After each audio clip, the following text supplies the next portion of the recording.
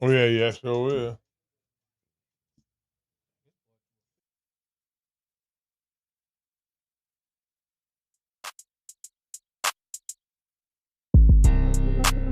Inside the trenches.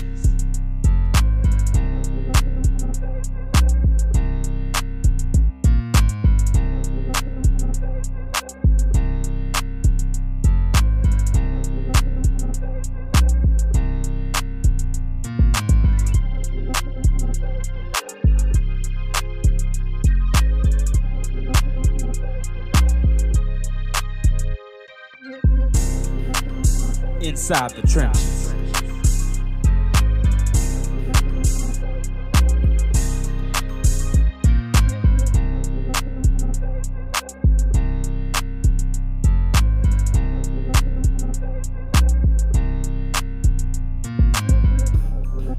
Dentro de las trincheras.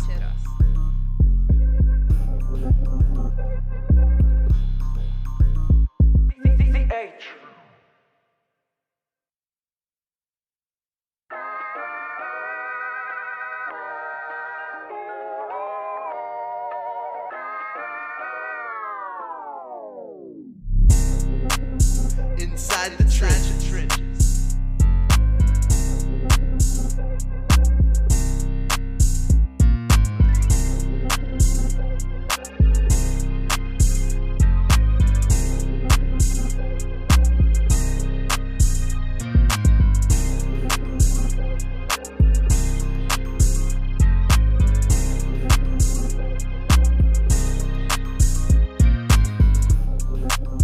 Inside the trenches.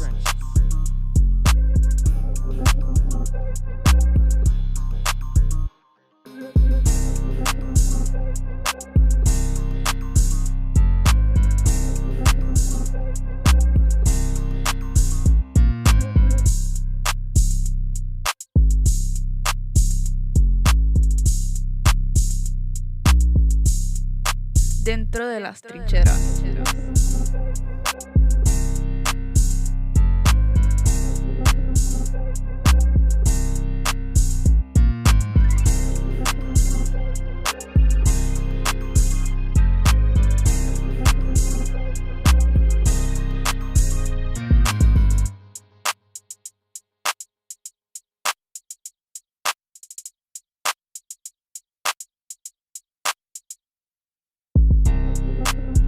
Inside the trenches.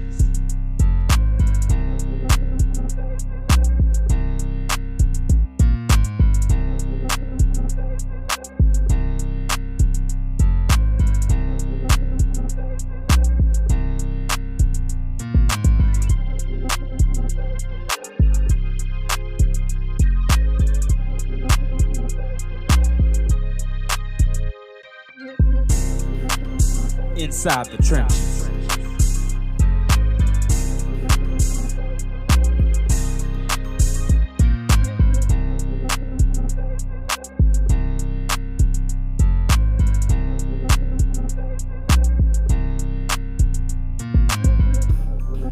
Dentro de las trincheras.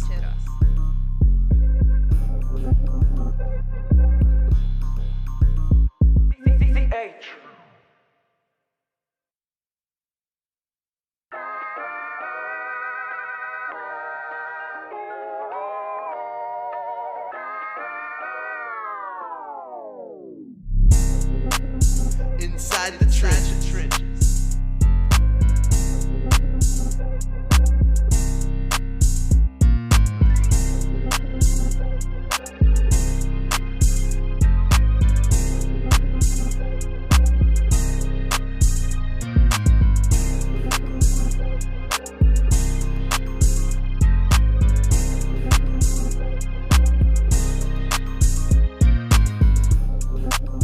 Inside the trenches. Well,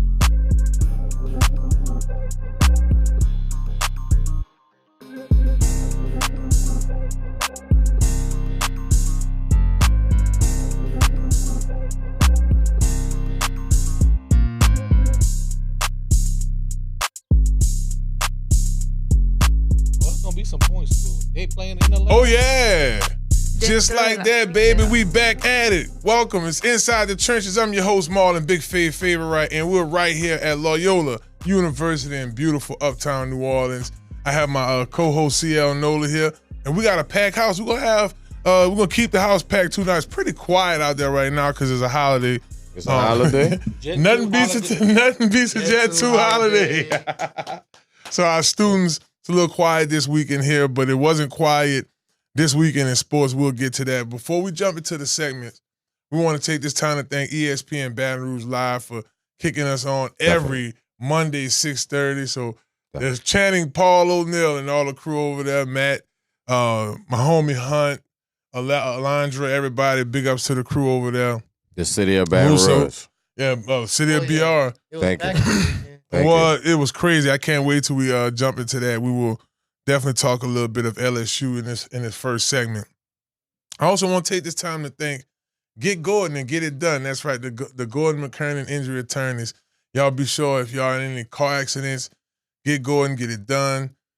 Sustain some injuries, call 504-800-8888 and Get Gordon and Get It Done. Well, guys, the LSU Tigers for sure got it done this weekend. We won 20-10. It wasn't a pretty win. I wasn't excited about a lot of the things that happened, but most importantly, we won. A big portion of what we were worried about, CL, Chris, we got Spin in the building, DJ Spin representing. Spin. A big portion that we were concerned about was Lenoria Sellers. With his feet, his arm, and his ability to move. You could tell he was playing kind of hurt. His quarterback ratings was low. That's who you was worried about, CL? Like, that was the main? Sure.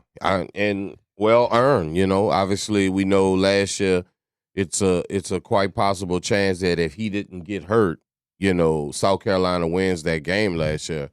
And he was definitely a main focus for the defense, a top 10 defense, to really show, their might, because this was a guy that needed to be stopped.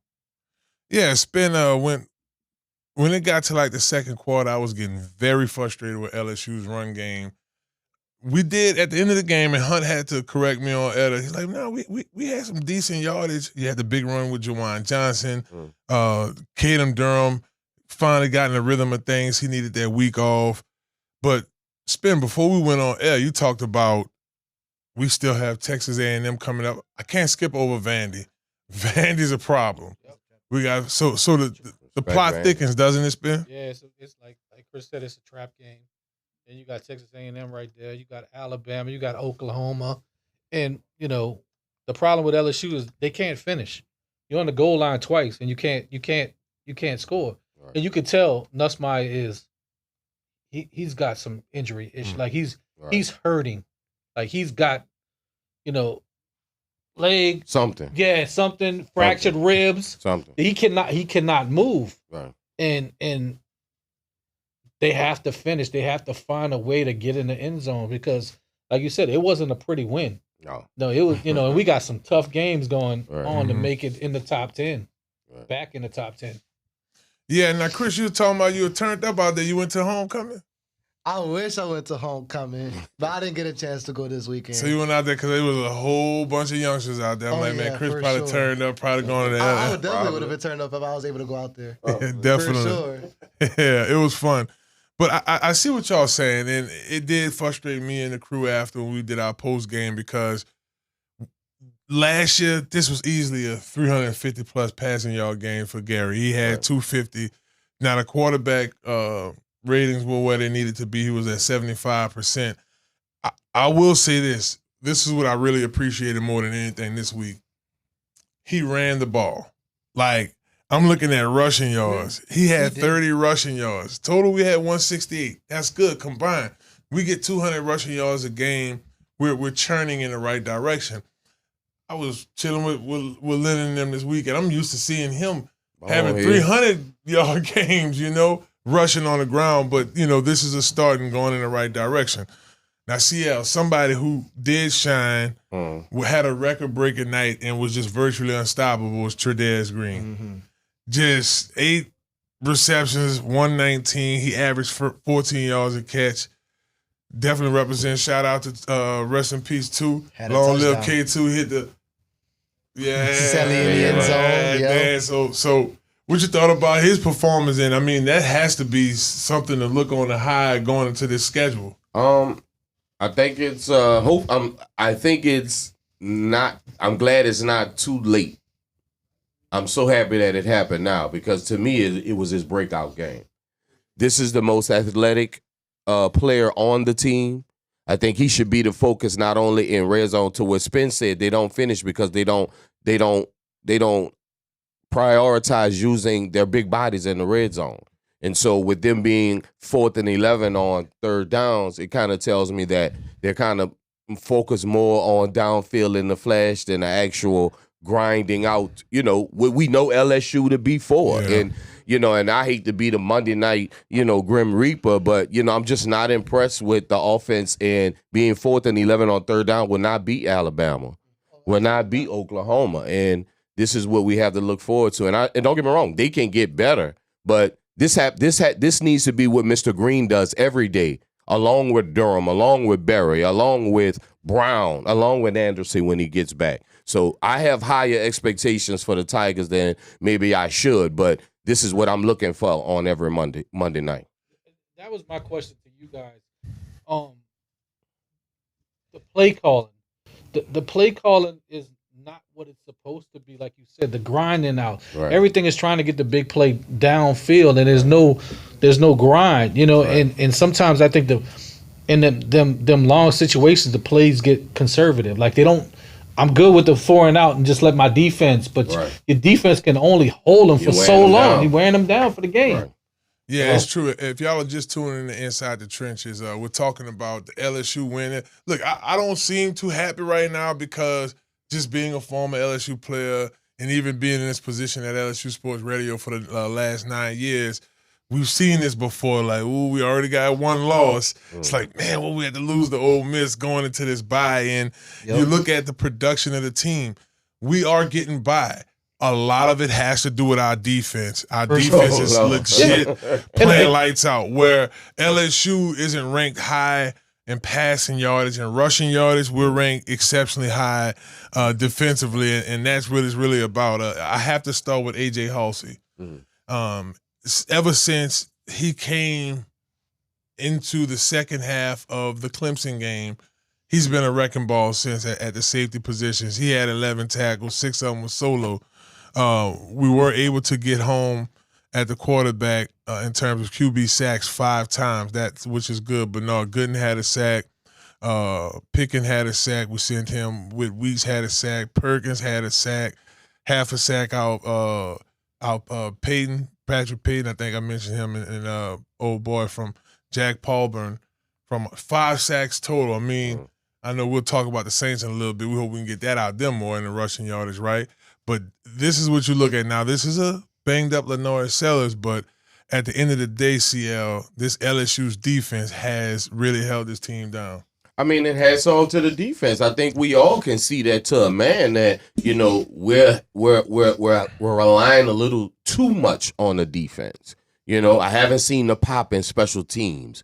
I haven't, obviously, I've already spoke about, the efficiencies on offense. And when I say efficiencies, I'm saying I don't see how it's tying in. I don't see how throwing the ball 30 times ties into giving it to Durham 15 times. How about you get a ball to Durham 30 times and throw it 15 times? This is what, and I get it. I'm a dinosaur. I'm a dinosaur in New Orleans. I'm a dinosaur in Baton Rouge. When I think of LSU, I think about them dominating the line of scrimmage. I think about them ending football games with runs and not bubble screens and passes. But I digress. You're on the right track with that, CL, and it's something that I was complaining about a lot in the last few games. The short intermediate routes to Aaron Anderson. Yeah. I was screaming. That was one of my keys to victory at the beginning of this game. Spin. Let's go with the deep ball. Let's figure out a way to get the ball to Brown up the field. Baron Brown. Yeah. Was that me and you watching his Kentucky highlights? Man, he was stretching the field a lot for Kentucky, and I know a lot of what probably Coach Shalom, Coach Cortez is dealing with is scaling back because of what may be publicly they're saying there's no injury, but we're watching spin and it's like, man, something's going on. But it goes back to Nussmeier's decision too. Like he can't hold that ball no more than 3-4 seconds before he's got to let it go. 1, 2, 3, it's got to be out. So he has to know what routes are coming out. You know, I grew up on the West Coast. You know, so the West Coast offenses, they throw crossing routes. You know, bubble screens. You know, halfback screen. Like that's all. So those things and those deep balls, but the run sets up the play action. Exactly. It's common sense football. Like you don't have to be a genius to figure it out. And I know there's schemes to it. You know, from playing high school ball, but I mean, a win is a win. You know, I agree with Brian Kelly on that. A win is a win. But the problem with the win is we're sloppy with the win. Right. We're not going to sustain to going into Vanderbilt,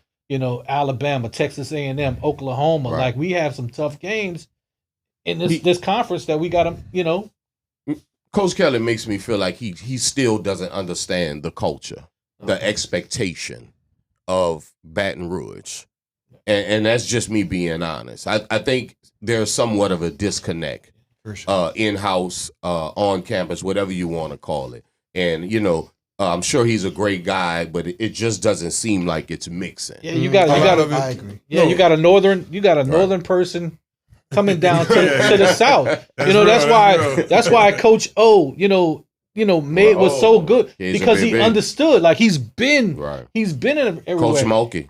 Yeah, and he understands the run. He understands the players that he goes, and it goes back to what you said. You got to use the players' strength, right, and what they're best for.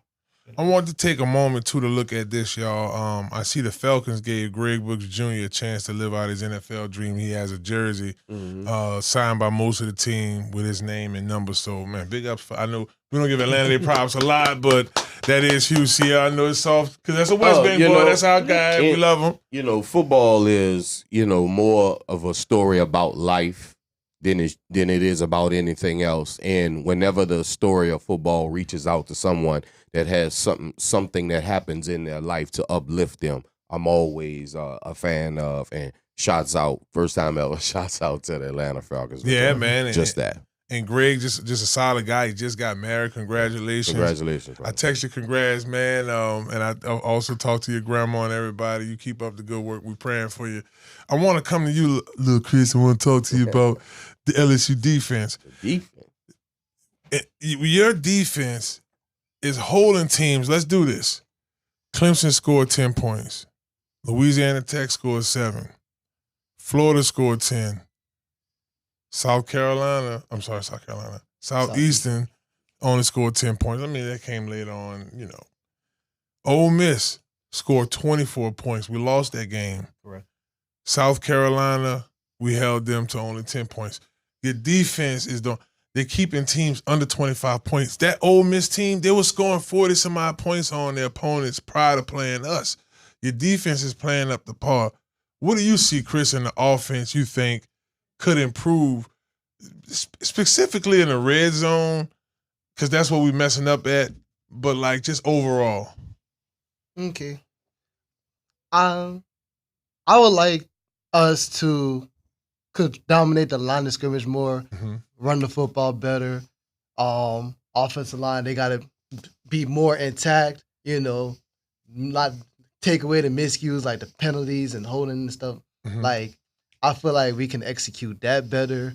And then in the red zone, we just need to find a way to maybe punching in the red zone sometimes. Like Jawan Johnson, you got to hold on to the football at the goal line. Yeah, absolutely. You don't want to go there. I just dominate at the line of scrimmage, run the football, eat the clock for sure. I text Cupid. I'm like, man, my boy fumbled though. Oh yeah, man, you should be a quarterback. But listen, should have been doing the Cupid shuffle instead of the truffle. That's another thing too, and switching it up some. Motioning them at quarterback every once in a while. Just being as creative as we possibly can on offense is going to be key. I want to look ahead, y'all. We hinted at it a little bit earlier. And listen, check it out. Y'all feel free to comment below. What do you think about LSU moving forward? Our schedule it's not super hard like Florida's schedule is, but it's right that we still have a really good Vanderbilt team to play. We still have to take on Texas A&M Luckily, that game's at home. Whew. You know, we're 'Cause gonna last get that year- nice crowd. oh my Yeah, goodness. it was serious. And then, you know, of course, you still have Alabama on the schedule. Yeah. You still have Not Nick Saban, Alabama, Oklahoma but it's still. on the schedule as well. Ty Simpson Formidable is opponents. very. Yes. And you look at QB play. I think I'll start there. I'll come to you first, Ben. You look across the SEC. Arch Manning did defeat John Mathers this weekend, Yes. and John Mathers is playing at a high level, but Arch finally had him a nice game, right? Gary is getting by. You could tell if you take Gary Nussmeier versus Gary 2024 versus Gary 2025, what we'll notice quick more than anything else is 2024. Strong arm was very obvious. He didn't run like much, but he still got the ball downfield. And then, of course, you have Chambliss. He's doing his thing. But I want to look at the guys we're facing coming up. Out of the quarterbacks I named, who worries you the most? I mean, I know we got LSU defense, but we still got to score points. Who you think could hold their ground coming up on the schedule against LSU? I mean, to me, you know, the game is our rival game. You know, pretty much Alabama. Yeah. You know, that's the one that we look for and we mark on the calendar. You know, so you know we got a strong defense, but you know, man, Alabama is just coming into its own. Like they just Right. they're They clicking. finally They're clicking. Finally finding it. Yeah, They got they're finding their routine. You know, so that's the game that I look. You know, I mark on the calendar. And see, I do think, yeah, I'm with you on that. That was when I came back around to me, I was going to mention that. When you look at what Coach Kellen was able to do, Kellen, I had it right, Kellen DeBoer. DeBoer. This guy, legit, before he got hired to Alabama, he had just went to a national championship, had a first-round quarterback in Mike Penix Jr. At Washington. And he came at Washington. He came down here a college playoff coach. First, 2 years? I'm saying that right. His first 2 years, rough. Rough road, Saban, get up out of there, Wheezy out of here. and now you're in a situation where you have to compete not only in the SEC with this recruiting, but having the right amount of talent to want to stay there. Do you feel like this is the pace you wanted to see with Coach Kelly and adjusting to the SEC? Well, that's exactly. I'm glad you chimed in on that because that's exactly what I was speaking of with Coach Kelly. When you have a guy that's coming from a different culture, if you will, and they come down here and they're trying to understand not only the area, the recruiting, the expectation, the keeping of the children, because now in today's world, you have to re-recruit them after you get them in anyway. So it's not the same anymore. It's it's not about getting them anymore. It's about maintaining the talent. So with that being said, I think he had an adjustment period, and they're like Spence said, they're finally finding their identity in Alabama. And I wish we would do as well as LSU, because I could truly sit here right now and say, what is LSU's identity? Now, what I will say is, and I've spoke to Coach Kelly a few times, he does talk to the former players right before the season started and just kind of give us a scope of the team, his thoughts. You got to give credit where credit is due. What he did in the portal defensively is next to none. In terms of, well, you could probably take maybe 2 or 3 more schools with a lot of money, like Oklahoma keeping it going. Ohio State. But what I'm saying is to get guys like Halsey, Delane, Gooden, those 3 guys there alone made major differences on this defense. So I look at that as a plus. Now he's somewhat adapting to the culture. I remember one time he told me he went down to the 1.5 where they always live, so you know where LJ is at, right? And he missed that young man. His name is Thanos, and he plays for USC right now. But we still got one more coming. Yeah. And should we have spent that money on Underwood, or do we have the wrong quarterback right now? I mean, I think there's a lot of good quarterbacks that are in the portal that they can get to fit. It's got to be the system. We got to find somebody that fits the system. My question to y'all is, what is LSU's system on offense? That's a great question. I don't know. We don't know. I don't know. We know when Coach O came, and we know when Burrow came. We knew what it was. Yeah. Right. We don't have no clue of where we're at. I don't know where we at. Are we a passing team? We're running team? Like we're just trying to score. Now, look, Chris, I will say this. Talking to these guys, talking to Coach Salone, talking to Coach Hankton, I think in their areas they're doing an exceptional job. You look from a resume standpoint, Jaden Daniels' development, the way that offense. But again, we had Jaden Daniels, a mobile quarterback.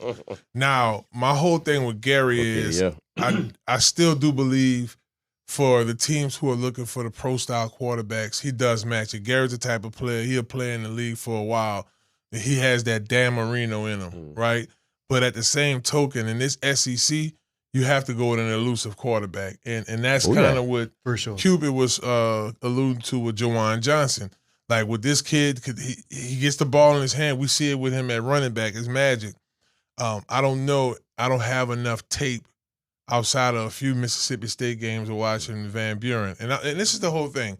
I'm not alluding that we need to look at benching Gary. No, he is our best option when healthy. And it does seem that now this weekend he had them wheels rolling. I know he didn't want to show off that 5.40, but at the same token, Going to a dude 6'4". yeah, and he found his guy. I mean, like that, he accounts for almost 3/4 of the yardage that he's thrown. Right. So, look, Chris, I say all that to say I do think when healthy, he's right, but it is on him to communicate, man, I think maybe this guy would give us a better chance at QB. And I'm not saying it like it'll have to be serious. I saw him kind of limping off the field. I mean, he's fighting. He is tough. Mix it in like a Taysom situation from the previous years, right? Yeah. You think that's the case, Chris?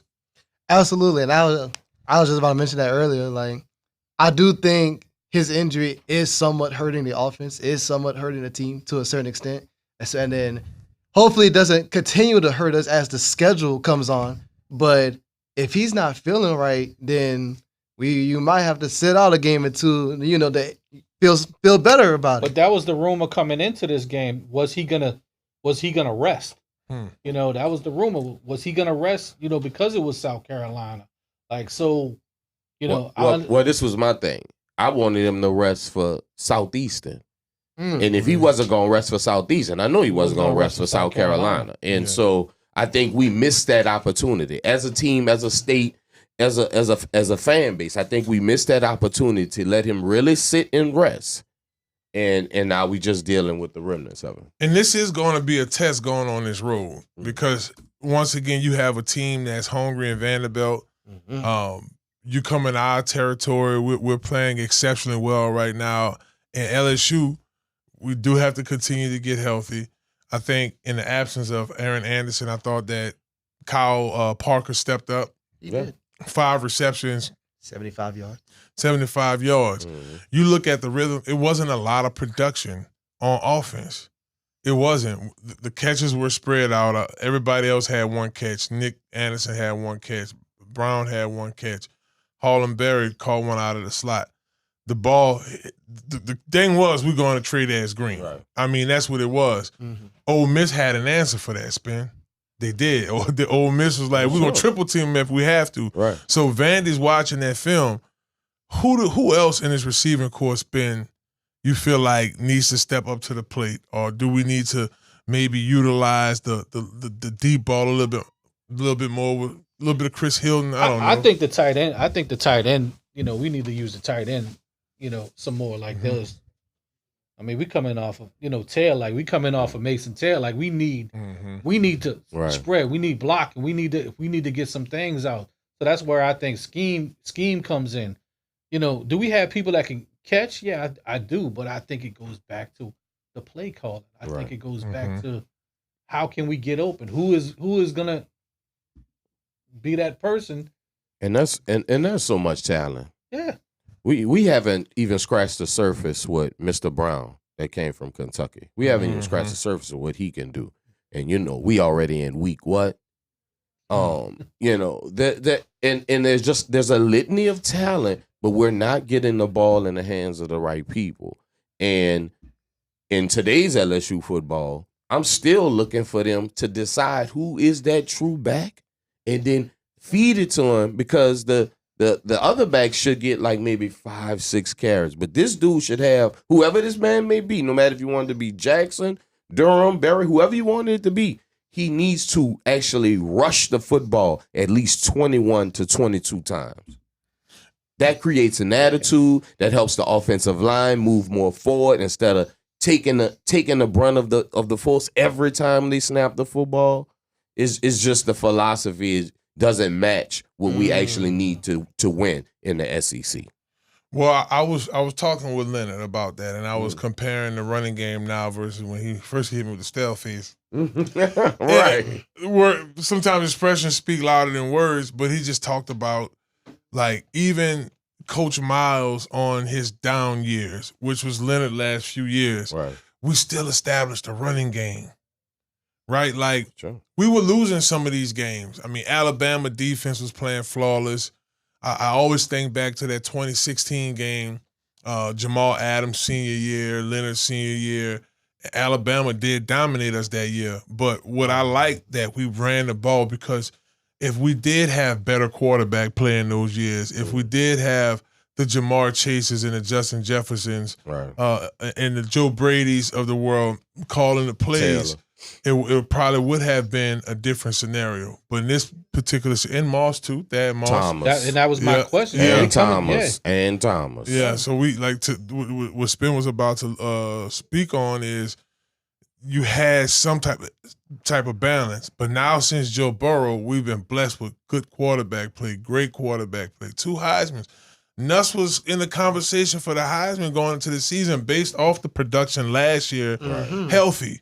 Right. So that's why I'm saying, as we go into this Vandy game, I don't know if it's Hollenberry. I don't know if it's Jawan. It really needs to be all 3 of them, CL, because I was talking to Justin Vincent about that. Even in the Justin day. Think about this. I was to go back to Leonard. Darius Geis.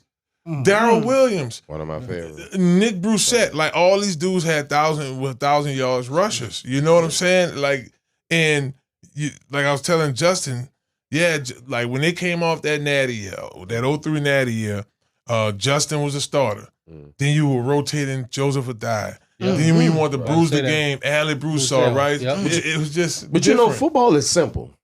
If you throw the ball 33 times, if you throw the ball 40 times, you can only maybe run it about 20 times, because you get maybe about 60, 55, 57 plays a game. So football is not hard.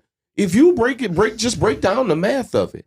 You need to run in this state of LSU football right now. You need to run more than you pass, not only to help out obviously a hurt quarterback and lessen his throws, but also help the defense. You got a top 10 defense, but at the end of the games, they tongue hanging out their mouth because they've been on the field too long. That's a great point. But we going back to, Thaddeus Moss. We going back to Burrow. We going back to Joseph. We going back to getting to that multi-back system where you throwing the halfback screen pass. You throwing, the Joseph Adai's, like the Marshall Falks, the ones, the Reggie Bushes, the ones that are elite like that. So when you go back and you look at what we had in the past, that balanced system, it just works. You punish the defense. Right. Look at Will Campbell compared to Banks. And Lord knows we saw what Will Campbell did Sunday. And that was my point. We'll get to that. That's our LSU boy against, somebody coming, Banks coming, like, it's no comparison. No. You gotta be able to block. If you can't block, the run is gonna go nowhere. And we saw that. We saw that this weekend. Well, if we can't run against South Carolina, which I thought we actually ran the football halfway decent, but we just definitely won't be able to run like that against Alabama. Yeah, and that's why I say, y'all, we really have to figure out a way from a scheming standpoint how to block. Like, obviously, these are big monsters. They're in the SEC for a reason. You don't make it to an LSU. So I think, and this isn't pointing fingers, it's just challenging everybody, coaching staff, medical staff, getting guys healthy, players. You know, sometimes we will have player-only practices. We'll go out and work out just on our own. That's the type of thing that LSU's offensive line has to do, and the coaching staff has to really dig deep on the type of blocking schemes that we're doing. Before we get out of this segment, we definitely want to get Gordon and get it done, baby. That's right. The Gordon McKernan injury attorneys representing that's down here in the New Orleans area and definitely sponsoring this segment. But we go against Vandy. Right now, Vandy has a 60% chance of winning versus our 40% chance of winning. That's according to ESPN predictor. Their favorite? Vandy? Yes. So we're the underdog. LSU, we're underdog. LSU, when does that ever happen? I'm trying to tell you. Against Vanderbilt. LSU is a plus 2.5. Vanderbilt minus 2.5. That's the lines coming out. But it's culture. It goes back to culture. I was just watching Indy's coach, Indiana's coach. Like, his culture for Indiana is like, man, he just talks a bunch of stuff, but he backs it up, you know. So it's like we got to get back to that point. Yeah, you got Diego Pavia. Yep, he's 4 interceptions on the year, 14 touchdowns strong. He's a 82. Yeah, and he was kind of giving us hell last year as well when we played against him, and then he's leading the team in rushing. 350 yards rushing versus Caden Durham's 283. We about to go ahead and wrap this segment up here in a second. Before we do, I want to get keys for victory from all y'all. CL, we'll go to you first. What's your keys to victory in this Vandy game? Well, like DJ Spence said, I'm going to double down on scheme. You got all the talent in the world. Mr. Johnson should have the ball in space, not at the goal line. Gentlemen. What you got, Spence? I agree with CL, man. I agree with him. Ooh, scheme. What you say? Yeah, scheme, play calling, and control the line of scrimmage and control the clock.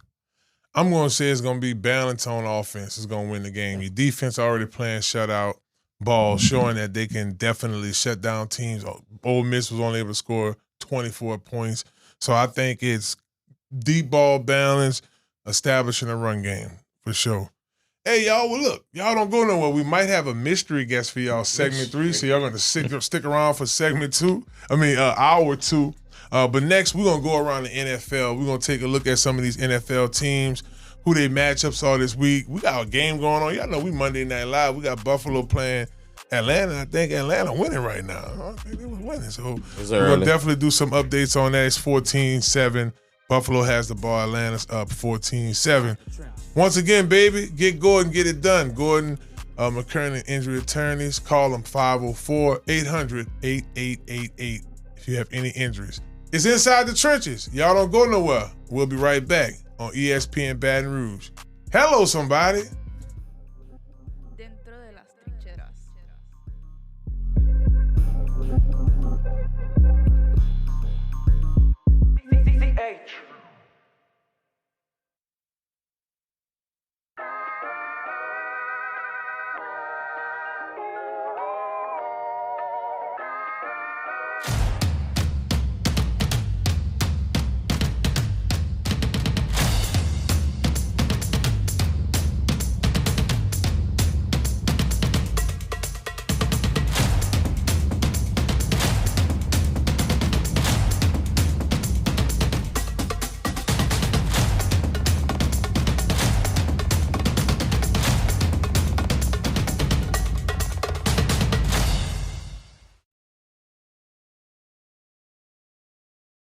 Inside the trenches.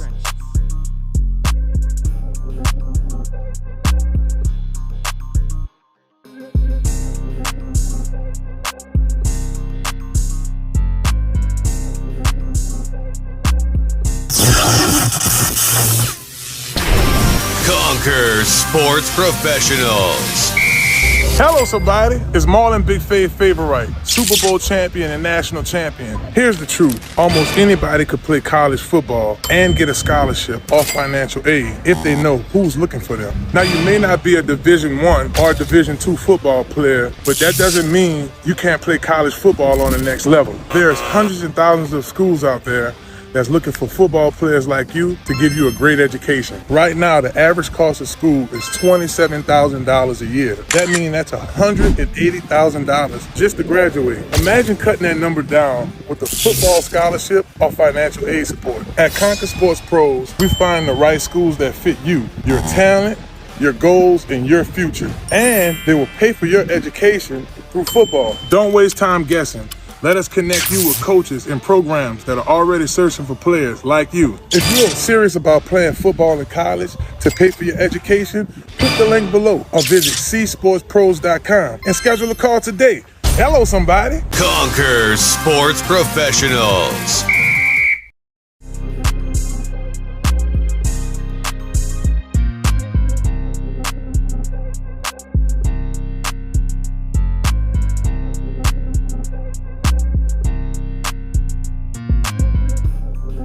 Dentro de las trincheras.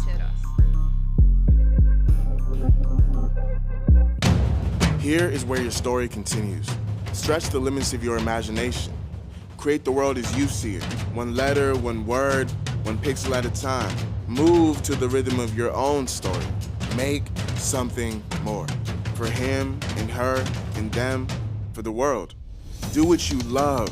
Tell stories like never before in state-of-the-art recording, news, and editing studios. Created just for you. Learn skills that will never expire.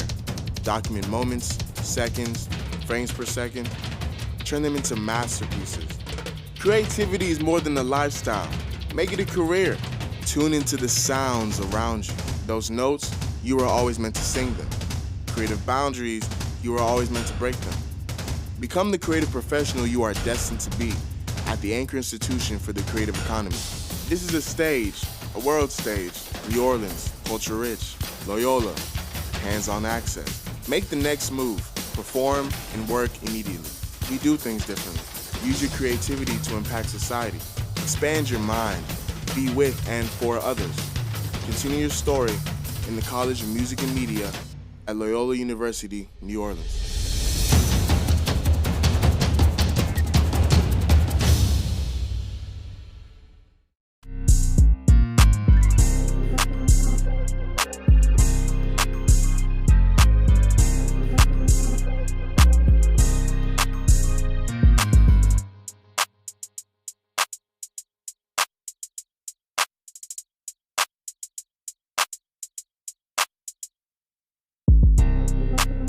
Inside the trenches.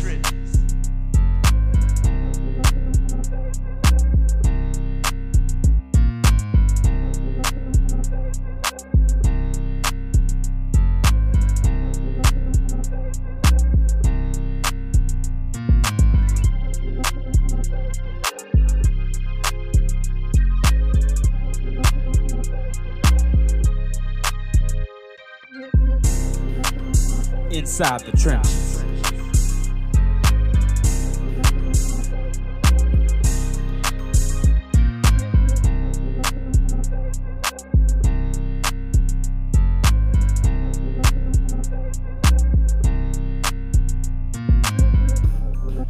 Dentro de las trincheras.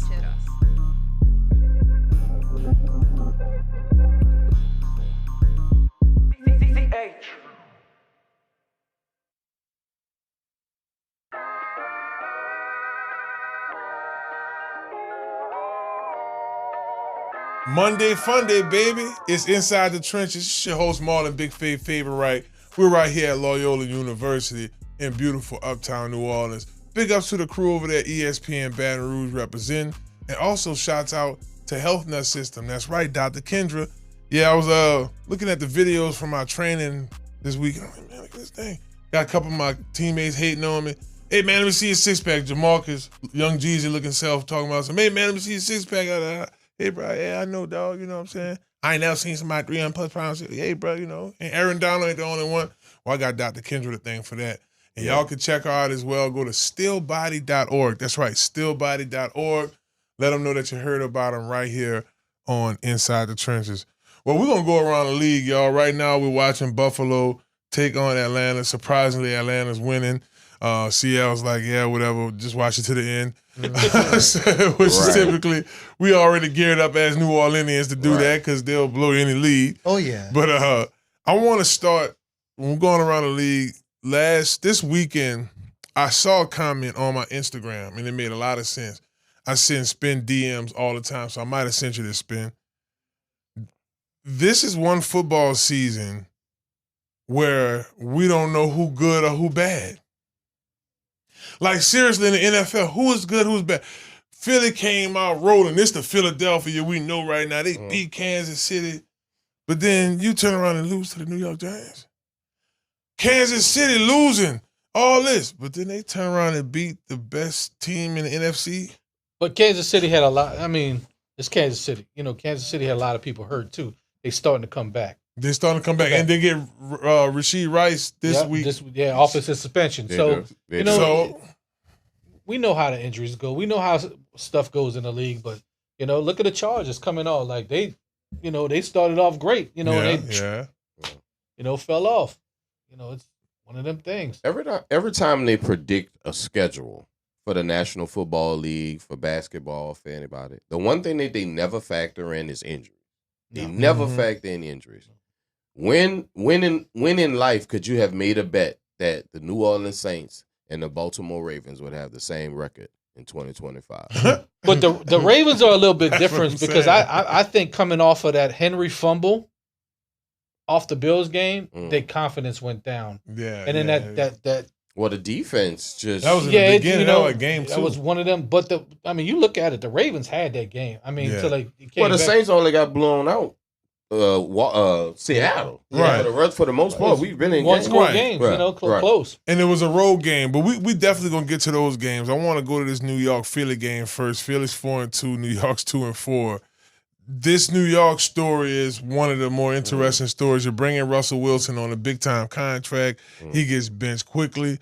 You do draft Jackson Dart in the first round. You know that was your guy, and it's showing right now. The yardage wasn't pretty much all that. The QBR was up. But the running game, that's the big thing for him. Yeah, he had 195 in the air, but he had almost 60 yards rushing on the ground. I'm going to come to you first, Spin. This combination between Cam Scatterboo and Jackson Dart, man, you feeling it? We got something rolling there? They got chemistry, and like I say before, they don't have no tape on these boys. They ain't got no real tape. Go back to last year. Go back to Jaden Daniels. They don't have no tape on Daniels. So when you don't have tape on it, it's unpredictable of what they can do. Now, next year is going to be the real question that we see when you got actual film footage for a whole season to see what's his do's and don'ts and where it is. But it's exciting right now. We come from that tough football. I come from that, that high school ball, that back run. Scatterboo is that. Yeah. He don't care. He going to hit you. And little Chris said, put him in the mind frame of Mike Allstott. Big CL said he wanted to catch some more film on him before we start saying that's probably what he was alluding to. But we know the New York Giants fans are ready to put Dart in the Hall of Fame. They're also ready to put Scatterboo in the Hall of Fame. But I'll tell you this Philly New York game. First of all, division rivals, you throw the records out the door. That's true. Every game. It's never been, and these are the rules of the NFL. This is what we've grown up to understand and love about the league, that the record doesn't tell you exactly who the team is. The injuries don't necessarily dictate who the team is. So I believe, Philly could catch a loss anywhere. I believe Philly could lose to Washington. I think Dallas could get lucky and beat Philly. I think it's all about when you're playing at the best of your abilities with the injuries that's been dealt to you. Now, look, Chris, you had two coaches that was on the same staff go against each other. Coach Payton had Coach Aaron Glenn on his staff as a DB, and looked like how they said Master taught the student. Yeah, there you go. 13-11. It was a low-scoring game. Not much action at all, right? Oh it's just a dog. But that goes back, Bo Nix had chances to score. They missed on two red zone opportunities to go up, 14 points. So, student and teacher, you got to execute. And I've stood on the hill since the draft. I still wondered why Coach Glenn didn't go for Shador because I never believed in Fields. He literally had he passed the ball for 45 yards against them. Now I know, God knows that I know how good the Broncos defense is. Number 1 in sacks last year. I get it. But to have an NFL team produce 45 passing yards, that's just not going to get it at the quarterback. That's position. my thing. That's what I was going to come at next. The 45 Well, look, yards. he had 1 yard passing That's crazy. going into halftime. Right. 1 yard passing. Yeah, that's that's a lot. I'm going going on for Shador and we're going to get to that. We're going to talk about Shador during Cleveland when we get to them here in a second because, once again, a very interesting story. You know, you got Flacco now with the Bengals and so on and so forth. But, yeah, this is unacceptable. 0-6 start of the season, New York, and low-scoring game, so it was a bad performance offensively just in general. And but they thought the Jets was going to be better than the Saints. It's crazy. So, look, Chris, talk to me, man. You think Denver, I mean, they 4-2. You think they making noise over there? They second best? Could they end up being the top dog in that division? The defense is legit, for sure. The defense is legit. But I would like to see more consistency out of the offense. Now, Bo Nix, he's he's more than okay. Like, he's decent, but you know, I would like to see them get the run game going more. Like, get J.K. Dobbins more carries, maybe. Right. Stuff like that to help out Bo Nix, to help out the passing game, to help out the defense. So I definitely would like to see more consistency out of the offense and the run game for sure. Yeah, their defense it's kind of like we talking about LSU on the slick. Their defense is cold. Shouts out to my homie BT Jordan and the whole Pass Rush Academy. Boy, that D-line had 9 sacks against a New York team that, again, they're struggling offensively bad, but 9 sacks, that speaks heavy volumes, y'all. We're going to check out a couple more games here. Y'all just tuning in. What were some of the games this weekend that stood out to y'all? Comment below. Feel free to subscribe to this page right here on ESPN Baton Rouge Live. We're here every Monday, 6:30 p.m. And then also feel free to subscribe to Inside the Trenches with Marlon Favorite on YouTube as well. You catch CL, you know, giving his commentary, running the views up on my page with his controversial takes. I just want to thank y'all for commenting in the comments. I see them all, and if I get a second, I'll definitely respond to it. But a lot of y'all are right. I'm just sorry that maybe I could just switch the phone around and maybe show ESPN. Well, you got to talk. You guys are right. You got to talk to your people on YouTube because they was going in on our YouTube comments about Drew Brees too. That was funny. Because the way the cut came out, like we was talking about those dudes who was acknowledging the fact that they're slow quarterbacks that take runs. But hey, bro, we living in a clickbait time. Well, you know, they all in my DM behind that Kamara situation, and it's just, you know, I gotta tell them the truth, man. I think it's cool that his name's Kamara and not Kamara too. Wow. Hey, bro, we New Orleans. We changed. We changed stuff up. CL is that. Pittsburgh, Cleveland. Let's go ahead and jump straight to it. Yes, my man Gabriel had put up 9 points, which actually means he didn't put up any points. That's our specialty. He got sacked. Yes, he did 6 times. That happened. Good. Yeah. Aaron Rodgers, they're writing him off, but he keep writing himself in. He was 21 for 30, 235 yards. Hey, it's just clockwork for him. Another day on the job, on spin. Yep. As the season gets on, he's going to get better. You know, unless he gets hurt. That's how he's going. You know. Well, let's talk about that for a second because now we're in a situation now where we have some young quarterbacks trying to find their way. We got teams struggling in that area, like the New York Jets. So, Spin, do you think it's still a place for those quarterbacks that's? I'm just thinking of the guys like Joe Flacco and Aaron Rodgers. Will that continue to be a trend, some of these teams? Because, I mean, we are in the NIL era. These quarterbacks playing early, they're coming in high expectations. I mean, yeah, you know, if it fits the system, you know, they're going to have a place in, you know, whatever team that they go to. You know, so, you know, look at Rodgers. Look at Flacco getting traded to the Bengals. They know football. Yeah. You know, so if the system fits them, they're gonna excel. So in the young quarterbacks coming back in, if they're in the right system too, just think if Shador goes to the right system, the right team that actually believes in him, there's no stopping him. That's a real spill. Well, regardless of who your quarterback is, it can't hurt to play against the Cleveland Browns defense and the Cincinnati Bengals defense 2 times a year. That would be an equal of 4 games. So, I'm not all that impressed with Pittsburgh. We know Pittsburgh win 10 games a year with Rudy Ray Moore at quarterback. So, to have a guy. I'm a little impressed, y'all. And Aaron Rodgers. I'll wait till he plays a real defense. I'll wait till he plays somebody that actually gets after him, who actually blitzes him, who actually double teams Metcalf and makes the tight ends and the other people win the football game for him. But I'll digress. I shall wait.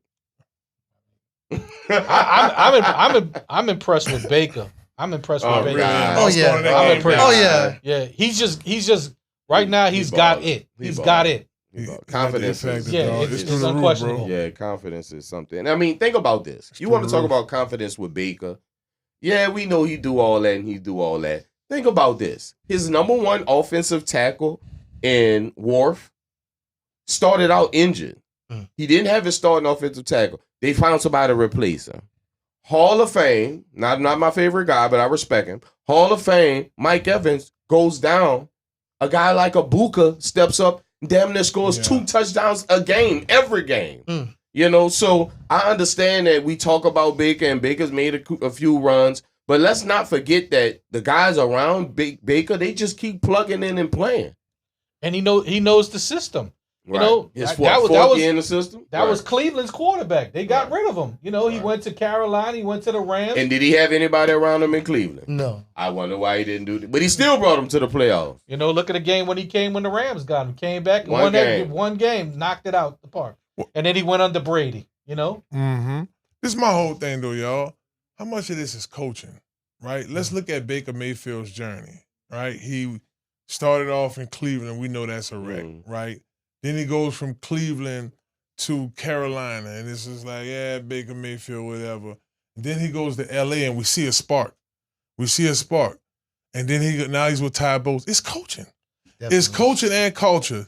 I know what week we're in, but I could tell you now, Tampa Bay has more Pro Bowlers than everybody else in the NFC South. Oh, yeah. That's. I mean, B.J. Rogers just rushed for like an 80-yard touchdown. Probably anybody else in the Bijan NFC South combined. Yeah, but they still have White and Irvin. They have White and Irvin in Tampa Bay. Well, see, I'm going to stick with you on this one. This situation in Cleveland is very interesting because you legit just got 2 young quarterbacks. Right. First and second string. And you could have did that from the beginning of the year. Correct. You didn't Save have to yourself trade some up money. or nothing. Yeah, they got so much dead money. Still paying Jameis, all kind of stuff. I need to get on payroll. What you think? Let's go 4-5 weeks from now. Are we talking Shador being traded somewhere? Is he still in Cleveland? Does he start playing? No, because what happens is you don't necessarily. If a team is actually looking for a quarterback, they're not looking for a young quarterback that needs to not only be applicated to the system, but then still be young and get rid of. So that's why Joe Flacco was the one to go, because Joe Flacco could go to a system that he already knows, he's comfortable with, the verbiage, so on and so forth. Mm-hmm. The media, the press, the fans are gonna haunt and chant for Shador eventually, because of course they know they have nothing with Gabriel, and this is just the first week that he hasn't scored a touchdown. How many weeks does he have to go without scoring a touchdown before the roar of Shador has overtaken the Cleveland area? I mean, just my take. Gabriel's gonna get hurt. Oh, damn. This is what's gonna happen. I'm just telling you, he's gonna get hurt. He's gonna get hurt, and Shador is gonna come in. And we're gonna see what Shador does as far as making plays. Well, the team. I mean, from what you get, what's going on, from me knowing, players and some of them, just that backroom talk is they not even with Gabriel. They're waiting. Their leader is Shador. Oh yeah, they waiting. He's their confidence man. He's their cheerleader on the sideline. So he's still getting interviewed mid-season and ain't. And he's the third. He was the third string quarterback. Now he's the second. The media knows The front office is just trying to hold the tide. That's all. They waiting for that new stadium. What's your thoughts, Chris? Exactly. What's your thoughts on the Shador situation? I think eventually the Browns should invest in starting him at some point in the season. Because, like you said, how many games is going to take for Dylan Gabriel to not score touchdowns, for Shador Sanders, the hype crowd, the loud crowd, to be like, hey, we have to bring him in. So I feel like eventually Shador Sanders will get a start this year. And I feel like at some point he should get a start this year. 100%. I think he should start. Man, yo, what is going on in San Francisco? Right? We know Brock Purdy out, but let's go to the Tampa game. Tampa 5-1, they rolling. Now you got San Francisco 4-2, but I watched that game. Not very elusive at the running back position. You good with how boring they are? No, I'm just because I know 49ers fans. We actually played the 49ers. They came to New Orleans, and that game was close. Yeah, and the crazy part about it is no one cried a river for the New Orleans Saints last year when we were stricken with injuries. Why is the 49ers getting all this consideration? Because and shouts out to Fred Warner. I think you're amazing. Linebacker, I think you're one of the best linebackers in football. Sorry to see you injured, brother. Right. But you can't keep replacing Pro Bowl talent. Because it's not just regular players going down. I mean, we're talking about starters. We're talking about Pro Bowl starters. Superstars. We know, quintessentially, it's over with in San Francisco. Just like we know it's over with in for the Ravens. But we're all going to play it out. They all gonna play it out. They're gonna play it out. So the Ravens. Well, that's what they get paid to do. That's true. So regardless if it's Zappy at the quarterback position, they still gotta play the game. And I forgot to take Zay Flowers out. He got me like 2 fantasy points. I'm like, nah, no Lamar. Fumble? Yeah, it was a fumble. It was a combination there. I mean, he had 46 yards, 6 receptions. Now, Derrick Henry did the Derrick Henry thing, but you can't just do the Derrick Henry thing and think that's what he had, 122 yards, I think. He had 122, but Matthew Stafford, do? Nothing. Like, I mean, they hung on as much as they could. They got 14 points scored on them in the third quarter.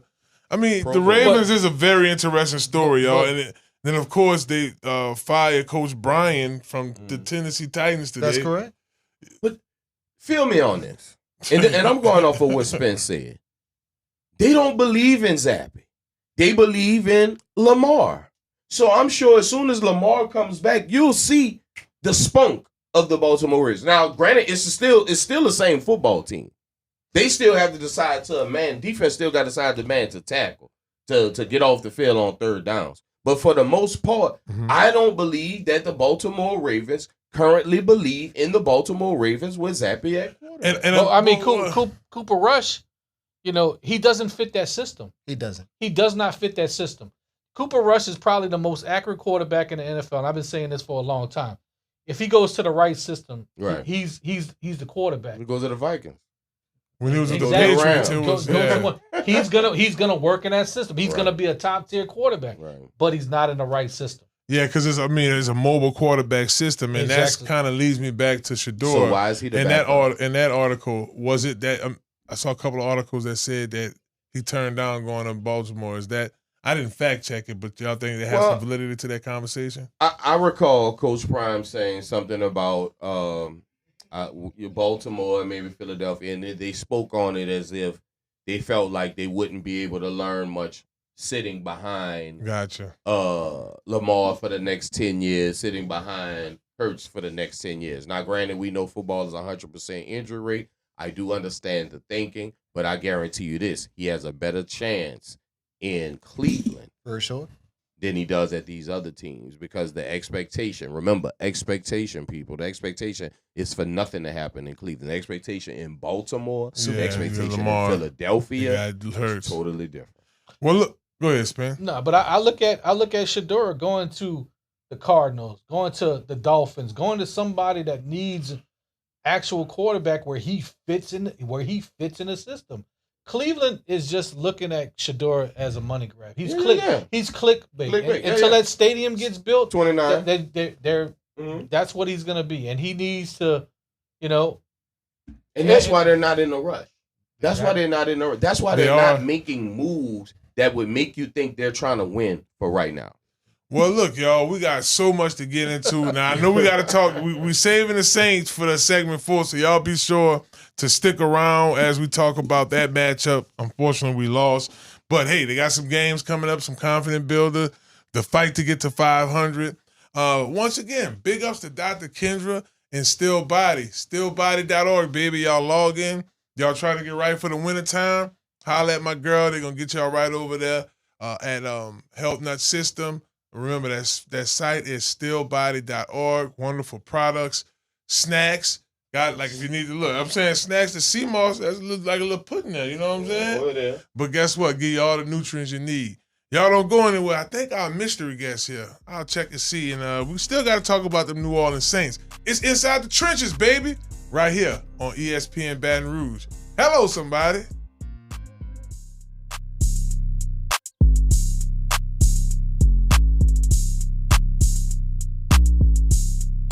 Dentro de las trincheras.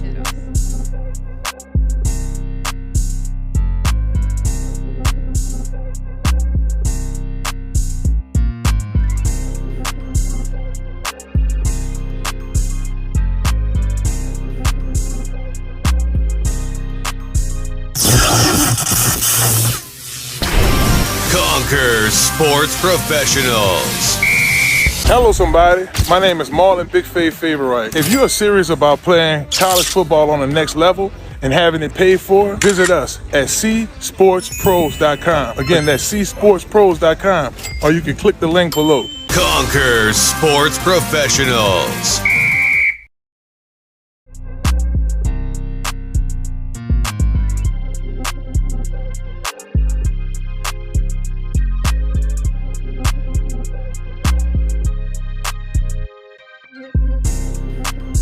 Inside the Trenches.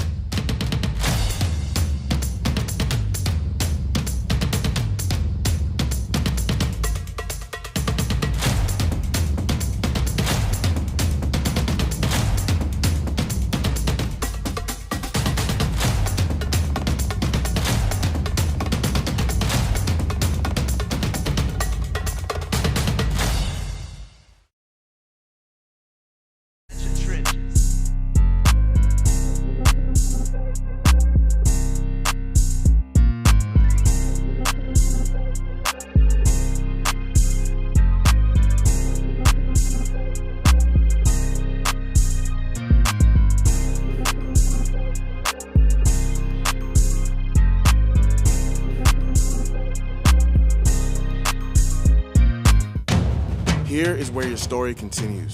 Stretch the limits of your imagination. Create the world as you see it. One letter, one word, one pixel at a time. Move to the rhythm of your own story. Make something more. For him and her and them, for the world. Do what you love. Tell stories like never before in state-of-the-art recording, news, and editing studios. Created just for you. Learn skills that will never expire. Document moments, seconds, frames per second. Turn them into masterpieces. Creativity is more than a lifestyle. Make it a career. Tune into the sounds around you. Those notes, you were always meant to sing them. Creative boundaries, you were always meant to break them. Become the creative professional you are destined to be at the Anchor Institution for the Creative Economy. This is a stage, a world stage. New Orleans, culture rich. Loyola, hands-on access. Make the next move. Perform and work immediately. We do things differently. Use your creativity to impact society. Expand your mind. Be with and for others. Continue your story in the College of Music and Media at Loyola University, New Orleans.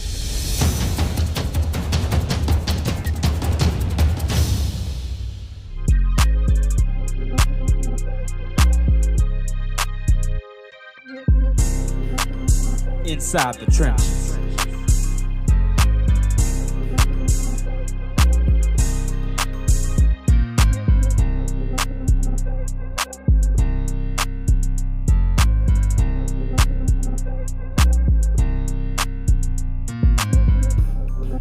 Dentro de las trincheras.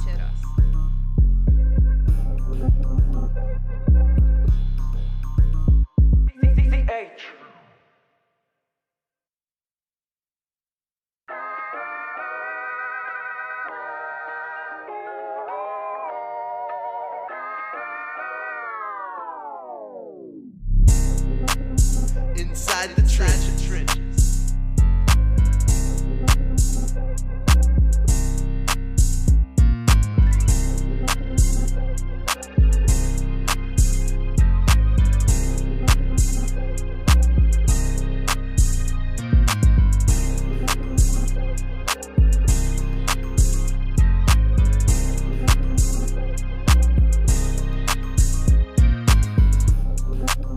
Inside the trenches.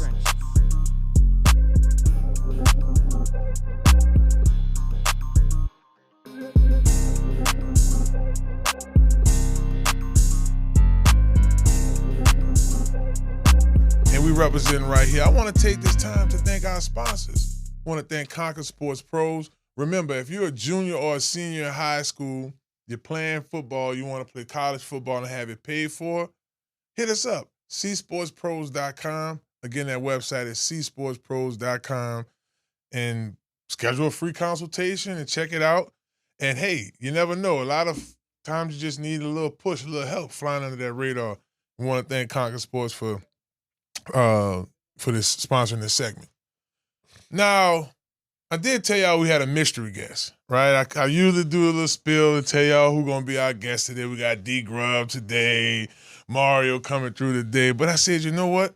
The name of this show is Inside the Trenches, and our next guest played inside the trenches. That's right, a native of New Orleans, went to St. Aug High School, right, the Purple Knights, right?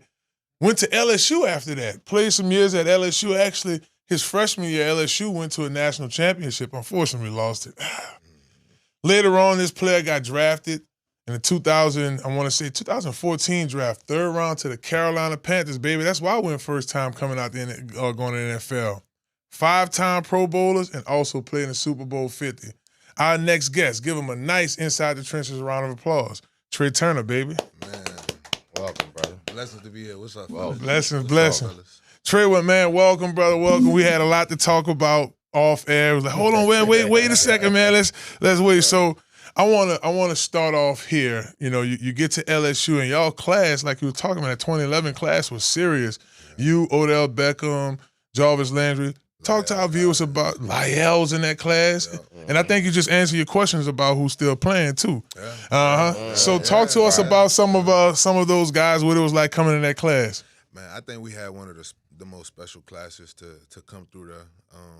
And I say that with all due respect, because I know there's been some boys that done played in that purple and gold. But if you look at the amount of players that we had and the amount of guys that we had go to the next level, you know, from college, I just think, you know, we hold our own. You know, especially with the mass, we had quite a few. It wasn't just one or two. It was quite a few of us that was in there. We was in there for a good bit. So I definitely think we held it down for a minute. Well, see, if there's a big three, right? I mean, it's about impact too. And, you know, your impact coming in as an offensive lineman, being a Pro Bowler. We know Odell, the big catch, that impact, the years in the league. And Jarvis, so y'all can probably make an argument that you got to worry about your other St. Aug guy, Leonard, because he going to argue their class. And that's the thing, bro. That make it so special that each year, you know, you try to top the next year and you try to top the next year. And that's what make that lineage. I mean, you know it. You know what I'm saying? That's what make that lineage so strong. You know, you want to come in and you got so much to look forward to and to carry on. It's really what it is. So, man, the other day, you know, we went to the game and we had a chance to kind of bask in that stuff, and I was able to, you know, go on the wall and see these little different things, and it's like, damn, it just bring back a lot of memories. You know, just how all that stuff went, man. It's definitely cool to get back for sure. I'm glad we ran into each other so we could be right here, man. 100. Perfect, brother.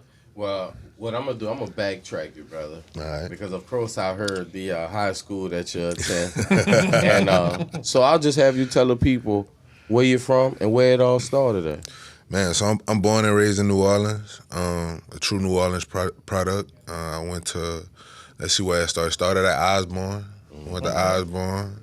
went to Avery Alexander, a McDonald 39 for like my grade years or whatever, and then got to St. Aug. Went to St. Aug for 7th grade, and then Hurricane Katrina happened. You know, everybody got displaced, and then came back home and ended up going back to St. Aug and finished at St. Aug, and you know, it was a time, man. It was a great experience, man. I went to school with some ballers. Had a great coach. Coach Dave Johnson was my coach. Shout out to Dave. He's at Florida State right now. He's a phenomenal coach.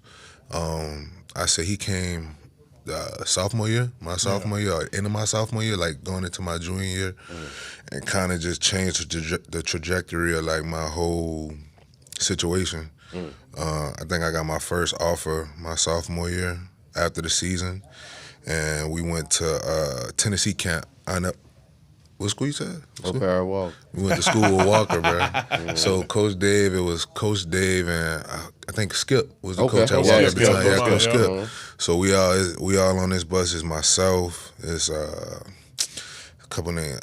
Anthony Johnson. Tyron Matthew. Quarterback Powell at the time was there. Yeah. We all together on this bus, bro. And we all meet up at St. Aug. It's like, say about 12 kids and like 2 or 3 coaches. And we get on the bus, bro. We don't make it past the twin span before we catch a flat. Oh man. That's a New Orleans story. So we fixed the flat. They fixed the flat, and then we hit the road, man. We go to Tennessee. And that was our first time, like, really going to a camp, like a big, you know, getting out the city, and it was a big thing, man. And when I tell you everybody balled, I mean, you know, Tyron balled, you know, Anthony was Anthony, you know, free. Right. And then I had a chance to see, you know, I had another big guy by the name of Jonah Austin. Jonah was like Jonah is 6'5", 300 pounds. He eventually committed to LSU, but at the time, you know, we didn't have really no offers. Nobody really knew who no one was like that. Went to Tennessee camp, they threw us in the fire, and before you know it, I think 2-3 people came back with offers, and then before you know it, the next week they had a whole bunch of schools just popping in trying to see what's going on, you know, at 2600. So yeah, that's pretty cool. That's tight. Well, brother, and you know, there's more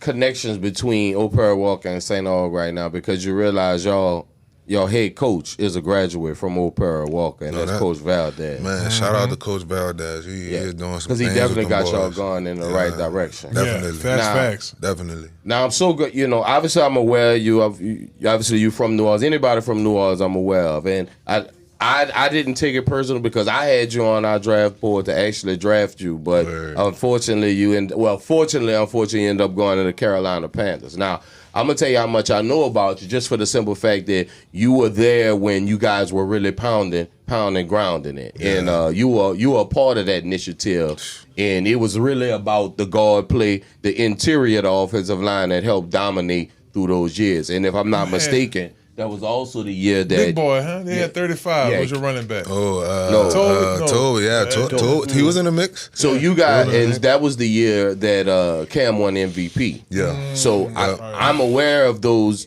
successful years that you guys faced in New Orleans Saints. How did it actually feel to play against you, being from New Orleans, to be in the Carolina Panthers uniform and play against the New Orleans Saints? Man, you know, I'm gonna sum it up like this. I'm gonna make y'all laugh. It feels so good until you look in the stands and, you know, when you're in the league, you pay for those tickets. You don't get no tickets for free. Right. For sure. You got to pay for them tickets.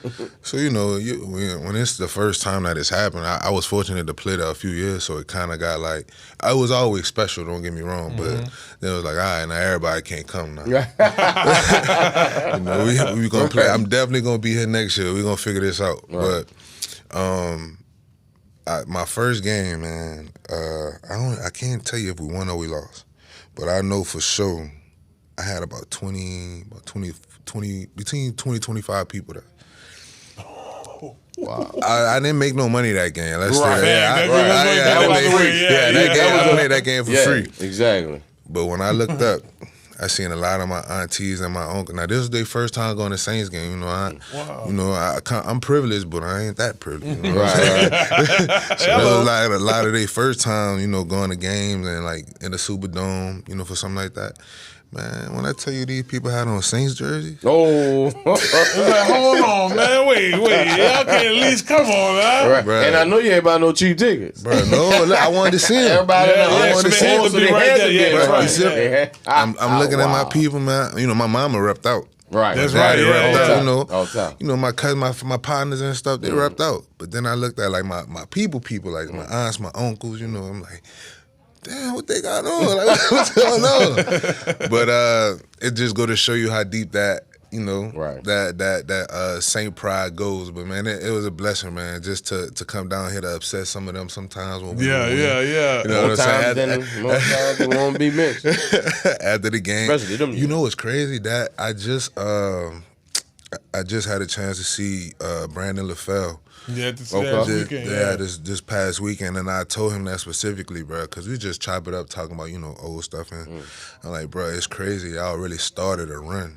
Now, I was there to continue to run, but he was specifically, it was that game they played against San Fran, and just the dominance and like how that really, it didn't create the mantra for keep pounding, but it exuded that. Like you was able to show that and like understood the meaning behind it based upon that film. And they won the South that year, I believe, in New Orleans. And we doubled back the next year, won the South in New Orleans. Then I think we went 3 years in a row. Yeah, man, sure did. If y'all just tuning in to Inside the Trenches, we're joined by Trai Turner. Follow him on Instagram at TTurner21. Drip Dog got the swag on y'all like that. You know what I'm saying? Yo, that represent out with the NOLA boy. You know. He worked hard for it in the trenches. Now, before I get into my next question, you're from Gentilly, from the Seven Wall? From the Seven Wall. Seven Wall hard head. That's pretty cool. And like I said, you come back home, that's the heart of the city. Them 25 people that came in there, that's family. Yeah. I want to stick to some of them ain't make it back. Yeah, with the wrong jersey on, they can have to tell you. Oh, look at them coming next time. The best of us. When you think about your journey, so you spend your first 5 years in the NFL in Carolina, man, I think back to that because that's why I went first. I went undrafted, high priority. Bojangles, that's the first thing I thought when I got out there. But the Bojangles used to hit.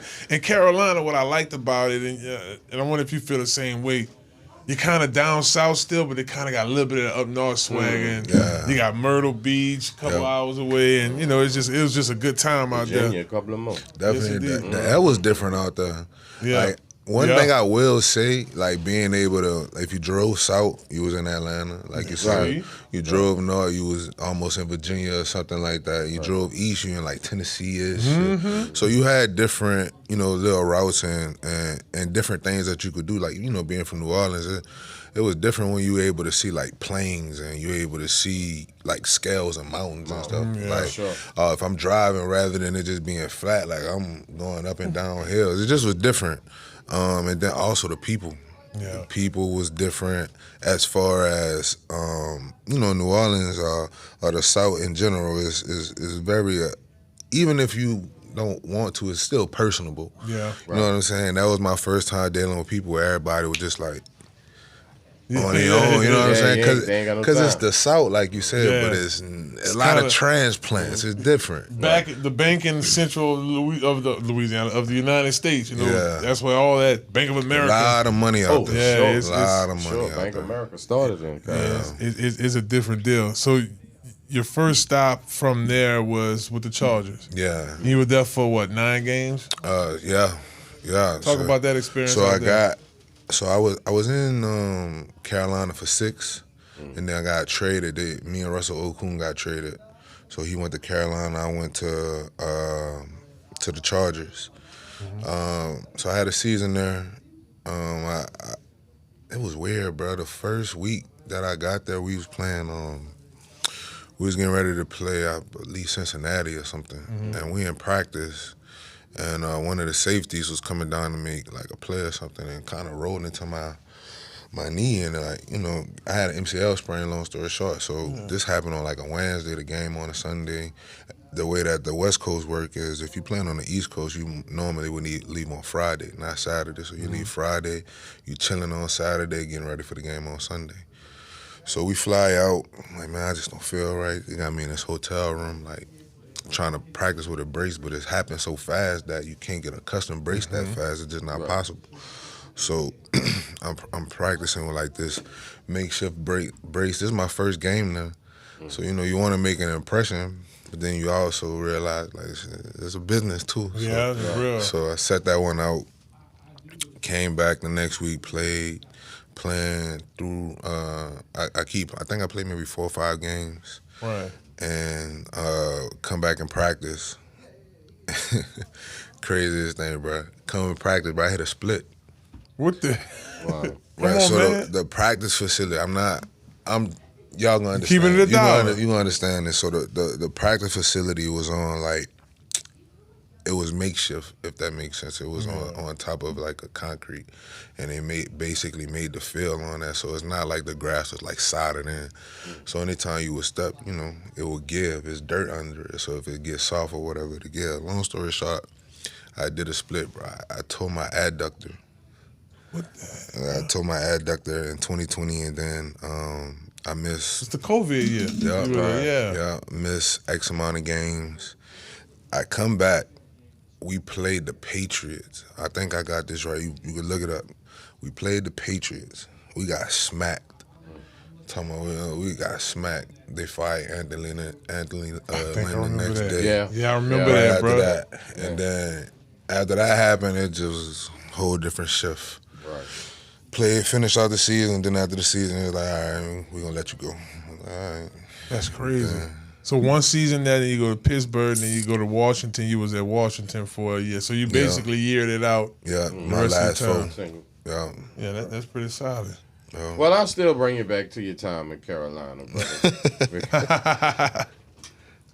You were there when when Sam Mills was still around him, correct? No, he had passed already? He had passed, but I was with Sam Mills Jr. That's my dog, yeah. So I would say yes to that question, because they definitely spoke the same words for sure.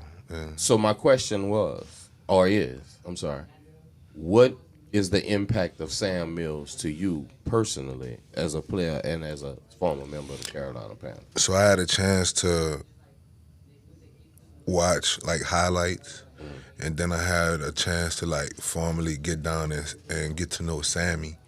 And we always had to keep pounding mantra, and then like it's inside the jersey, it's inside the facility and stuff. But like you don't really understand how deep it is, how impactful it is until I guess you're immersed in the culture. So it's like one thing to watch a video on it, it's one thing to kind of talk about it, but when you're kind of in it, you hear it, and it's not like it's just a word. It's something that to us when Coach Rivera was there, it was beating to us every day. The keep pounding mentality, the mentality of never giving up and never stopping, and it became like energy, if that makes sense, like to where it carried more than into life than it did just with football. If that makes sense. Like, if you're dealing with some stuff at home, like your grandparents, your mother, your brother, your sister, man, you got to keep on it. We got to keep endearing. We got to keep going. You know what I'm saying? Because that's essentially what it's about. Like, everything won't go your way. You know what I'm saying? You're going to come through some triumphs, and you're going to come through some turmoils. It's just about how you respond to everything. And something that was big about keep pounding was staying even killed. Never being too high and never being too low. You got to stay even killed. Even when you're having the best of times, you still got to keep pounding. It's easy to let up when it's good. You know what I'm saying? But you got to keep pounding. You got to keep going. And it's funny because I didn't really understand that message until you go through certain situations or circumstances or whatever, whether that be personally on the field, like, whether you're playing a good player, it ain't going the best of to the way that you wanted to go, but you're like, man, let me just keep going, let me just keep trying, and that's essentially what it was about. And I think that set the tone for our 2015 season. Right. That Super Bowl run, man, what that was like, bro. MVP Super Bowl run. That was nuts. Huh? That was nuts, bro. It started off with like the hard work, the passion, and keep pounding, and then it started to like turn over to like we was keeping pounding now, but it was like how much we gonna win by this week? You know what I'm saying? Like it came from. It started as a like, hey, we gonna show everybody to like, all right, we know. They may not know, but we know. So what we gonna do this week? Or what you gonna do this week? It became such a like competitive spirit within each other. It's like I know in the O-line run specifically, like so that was my first Pro Bowl season. And there was another guy that played left guard, Andrew Noel. That's my ace. That's my man's. Me and this dude before the game, he like, I'm headhunting. What you got going on? I'm with you. I was, I got 2. How many you got? I said, I'm gonna get 5. I'm gonna get 6. You aiming at 2? So I'm trying to get 2 a quarter. You know what I'm saying? So it's that competitiveness and then in addition to having Cam, like the way you see Cam is, if you balling, like it take his game to another level, and then he balling gonna bring your game to another level. And I think it was just contagious between the whole team. And we was underdogs. Like we ain't nothing to prove to nobody but ourselves. For real. So that's fire though. it made it fun, dog. Like to go into the game. I ain't never felt like that since, bro. Like, bro, how much we gonna win by today, bro? Like, that's crazy. Right. Probably since 2011, your freshman year in college. Literally. That's wild. Literally. Well, and that's what it felt like. It felt like college. Right. And I'm so young and naive in the league. Like, in my second season, I'm like, oh, it's gonna always be like this. Boy.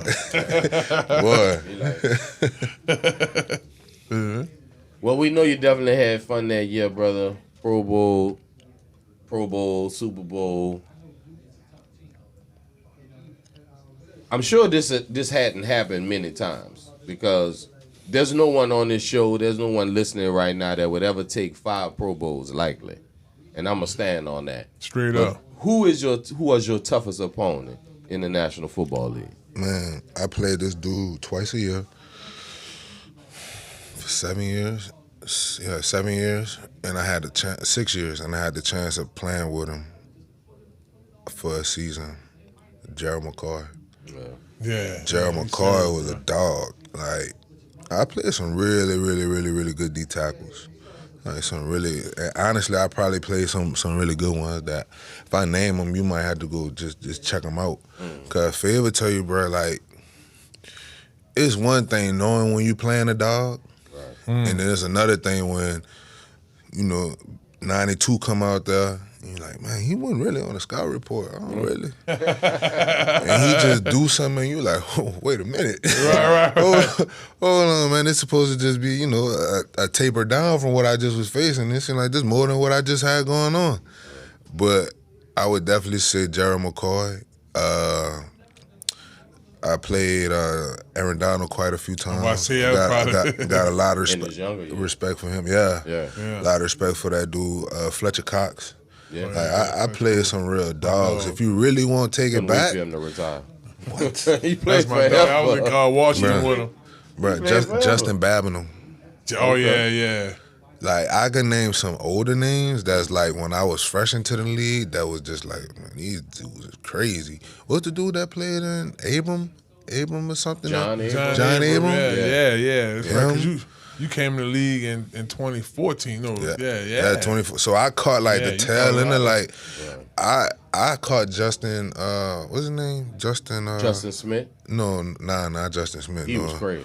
No, J.J. Watt. J.J. Watt in Houston. Right. That's right. So it was like. that was his MVP. Yeah, so it's like I caught a lot of, and held my own against a lot of them boys too. Let me just say that. But 5 Pro Bowls saved it all, bro. I appreciate you, bro. Right. But man, I definitely came, and it's so crazy because I look at the game now, and it's so different. Like if you look at the build and like how these dudes play, it's so different than how Gerald McCoy played, in my opinion. Right. Or even like somebody like Damian and Sue. I had a chance to play him, and outside of just being like super, super strong, like dude was just he's different. Like, you know what I'm saying? Like he just was nice, not a nice dude. You know what I'm saying? But like the game changed. Everybody friends. You know what I'm saying? Everybody. You know, before the game, we flicking up. After the game, we flicking up. Right? It's funny because it done been time like Fletcher Cox. That's my dog. Like we cool. Like, but after we done beat him a couple of times, I done seen him just take off, run off the field. Yeah, there ain't no love lost. It's just the competition that you know what I'm saying. But it's just different. You know what I'm saying? Different era, different understanding of the game, in my opinion. No, that's serious. The times are definitely different. Yeah. And Dick Buckus is famous for saying that a football field is not a place to make friends. Yeah, and, no, for sure.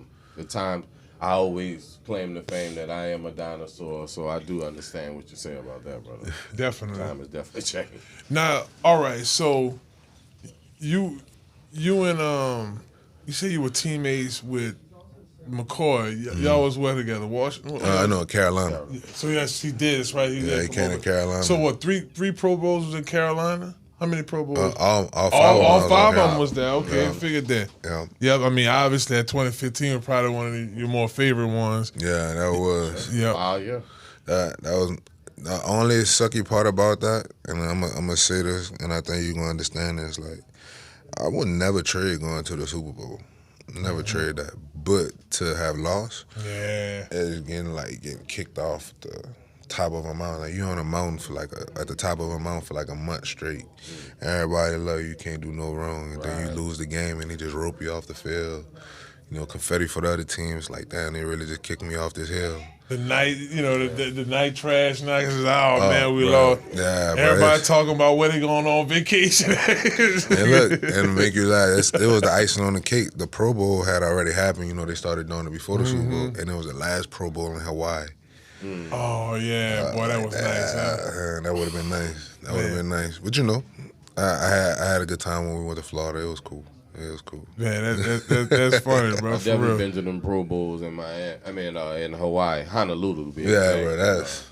I know a different level. I already know. Waikiki at the beach. I want to talk about your LSU years, 12, 13, and 14. Yeah. LSU was kind of going through a plateau, I mean, all your years. Let me see. You had Jordan, and the rest was Mettenberger, correct? Yeah. Yeah. Yeah, Jerez Lee Jordan. Yeah. Well, they was swapping out your freshman year. Yeah. Mettenberger. Mettenberger comes from Georgia. Yeah. And I mean, him and Jarvis and Odell is legendary, right? You think about those years. But it was at a time where LSU was in a rebuild. You know, Coach Miles was trying to, I think y'all were the first crew that started to come through and kind of put the NFL on a pedestal. Like, come to LSU, you're going to automatically go to the NFL. Talk about that transition. Yeah, no, I think you just hit it on the head. Yeah, bro. I think you just hit it on the head. I could be honest. That was my thought process. Like, I'm here 3 years and I'm out, and I did that probably a little off brand than what most people have done it. I redshirted. A lot of them boys like Odell, Lyle, Jarvis, they played our freshman year, so they came in and they took right off. Anthony, they took right off. They played free. I mean, so when I came in, I redshirted. I was just like, all right, I'm just on the team. I had never felt that before. I never had that before, so it was super different. But it never changed my goal. Right. My goal was always to do 3 and out, especially after I figured out you could still go 3 and out. Right. Yeah. So I'm like, cool, whatever. Not wait my turn, but I guess I got to at this point. But like I said, I came in with some dogs, bro. I played with some dogs. They had some dogs there before me. You know how it is, bro. When you there, they're recruiting each year to get you out of there. Right. You know? Replace you. Yeah, exactly. So it didn't take. It took me not my red shirt freshman year. I think game 3 or 4 for me to even really get some good burn. And it was unfortunately because somebody had got hurt. So someone had got hurt. They threw me in there. We was playing against Florida. I was playing against Florida and playing like Dominic Easley and them boys. Held my own, and then the next week, funny enough, we were playing South Carolina. It was I think it was a game day game. We was playing Clowney and them, and we beat them boys. And from that game, I started, and I started my next. I think I only started like 18 games at LSU, Right, because you was 3-0. We redshirted after that. Redshirt freshman. I played my redshirt sophomore. I started every game that year, and then I left. Yeah, the 12 season, 13 season, 14 draft. Yeah. Odell did the same. Well, Odell did the 4 years because he played. Well, no, 3. 3. I'm still sorry. 3. Yeah, still 3. But they played 3 seasons. I only played 2 seasons. 2 seasons. That's right, and still drafted. Third round's pretty high. Now I went to the combine, ran 4.8. That's what happened. For a move. Hey, that stock went up. At 3 what? I was 310. 310. Yeah, 310. What was your playing weight most of your time in the league? In the league, man, like you talk about the guards, bro. They wanted us to be big. That's right. Yeah, probably 330, 340. Yeah, That made my ass go there. Yeah, bro. I'm telling you, man. Interior boy at 330, 340. It was good when you fighting could sit down and eat. You know what I'm saying? But then when I got to get on these feet, I'm like, hold on, coach. You gotta. Yeah. So I hovered around like the 320 to 325 range. Yeah. If I was 330, I was hurting out there, bro. Yeah, the low back. Yeah, I was hurting. Yeah. I was hurting. No doubt. It's a Baton Rouge station. ESPN to be exact. Yeah. Go ahead and give us an LSU story. LSU story. It don't have to be the wildest. I know y'all boys got some stories. Man. I sit next to him every week, so I already what? Man, let me think about that. I didn't play with some crazy dudes, bro. Yeah, I'm thinking about it. And the crazy part is, like, if I'm trying not to think about the crazy story, that's all that's coming to mind, the crazy story. Like, damn. I'm gonna give you a story about me. There you go. My girl was like, when you come down, make sure you talk about yourself. I'm like, there you go. Come on. So, man, this was my freshman year. We was at afternoon workouts. You know, the freshman workouts like 4 p.m. Man, terrible. It was hot outside. You know, tired from the whole day. And it was probably like our second or third week on campus, man. And it was Coach Moffitt, bro. Coach Moffitt. You already know. He just, man, you got to know him. You know what I'm saying? You got to know him. 110 is different, bro. Bruh, different. Oh, I got a story. I got 2 stories for you. All right, I got 2 stories. So, man, we going there. I'm getting ready for workouts and stuff. All the freshmen meet. And we all huddle up, and Ben Akione was my like workout coach or whatever. You know, they had the subset workout coaches or whatever. And we all huddle up. Be like, hey man, y'all gotta do better. Y'all gotta make sure y'all make it to class. Y'all messing up. So I'm like, I made it to class. I don't know what you talking about. I'm handling my stuff. And this our 3rd week, so I'm making sure I'm on cue. Right. So Coach Moffitt huddles us up. He's like, hey fellas, we got, I think it was 300 or 400 up downs. That's unrealistic. That's unrealistic. Like, that's not real. And we had already been doing up downs prior. Right. You know what I'm saying? Like, so I know what's going on. So I'm like, why is this? And it's the same reason that Ben said, we missing class, we're not on time. Now, at LSU, it's all for one for all. They don't care who it is. Like, everybody get it. You in this group, you getting it. Right. So I'm like, whatever. I'm a part of the squad. I'm part of this team. Let's go Tigers. Doing my up downs. I said we got about 75. That's where we at. About 75, and like I just stood up, and get your Mafia. You know. So now I'm like, hold on, man. Like I ain't even do nothing. What's going on? You mother, blah, blah, blah. I know it's probably a family station. I can't really say what They know what's going on in Baton I Rouge. really want to say, he said, either you get down right now or you walk up out of here. You done. Fave. I walked up out of there. He pulled a J-Rock. I know. No, Jeremy Jones did the same thing, bro. We were going to 110s. We had to do like 24 that day. He got the 10 and he just kept running in the locker room. Man, I ain't doing all that. Tell Moffitt he tripping. Bro. That's a freshman thing right there. I left, man, when everybody like, no, man. Listen, I'm going to another school. I'm walking out there. I'm going to another school. I'm strutting out that thing. Bro, I hit the door, bro. Coach, the dude I told you, Ben, he come grab me. Hey, man, you losing your mind, blah, blah, blah. Ended up being okay, I thought. Like, they let me come back in. And everything was just fine. I didn't do the one up down. Yeah, it was. Yeah, so in my mind, I'm like, shit, I done bucked the system. Right. So after the workout, that boy said, "Hey man, make sure you be here at 5 a.m." I was doing pencil rolls from 5 a.m. for 2 weeks straight. Wow. Yeah, man. But I did it. Yeah, hey, brother. Hey, they gonna get it out you, man. Yeah. Yes, indeed. Well, man, Trai, before we go, bro, we always like to ask our guests to talk. That's your camera over there. Oh. Man, you're a Pro Bowl offensive lineman. It's lots of young athletes watch this show. Any bit of advice you got for the young player trying to be the next Trai Turner? Damn, that's heavy.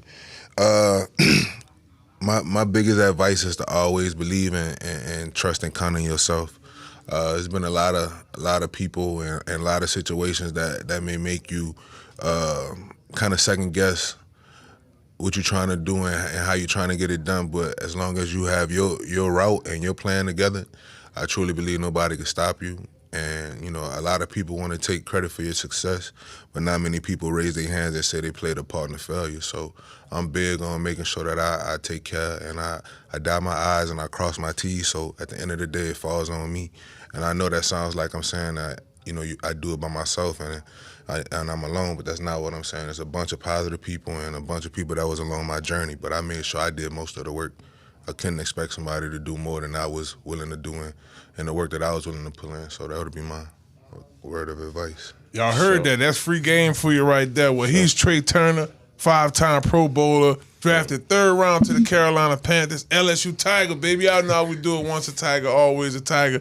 Hey, Trai, this ain't your last time, bro. We got to get you come back on here next month. I'm trying to, you know, make it a thing. You know, I want to be on. That's what. Hello, somebody. Y'all heard it first here. Now, look, hey, now we're going to talk a little call in St. Aug next time you come on here.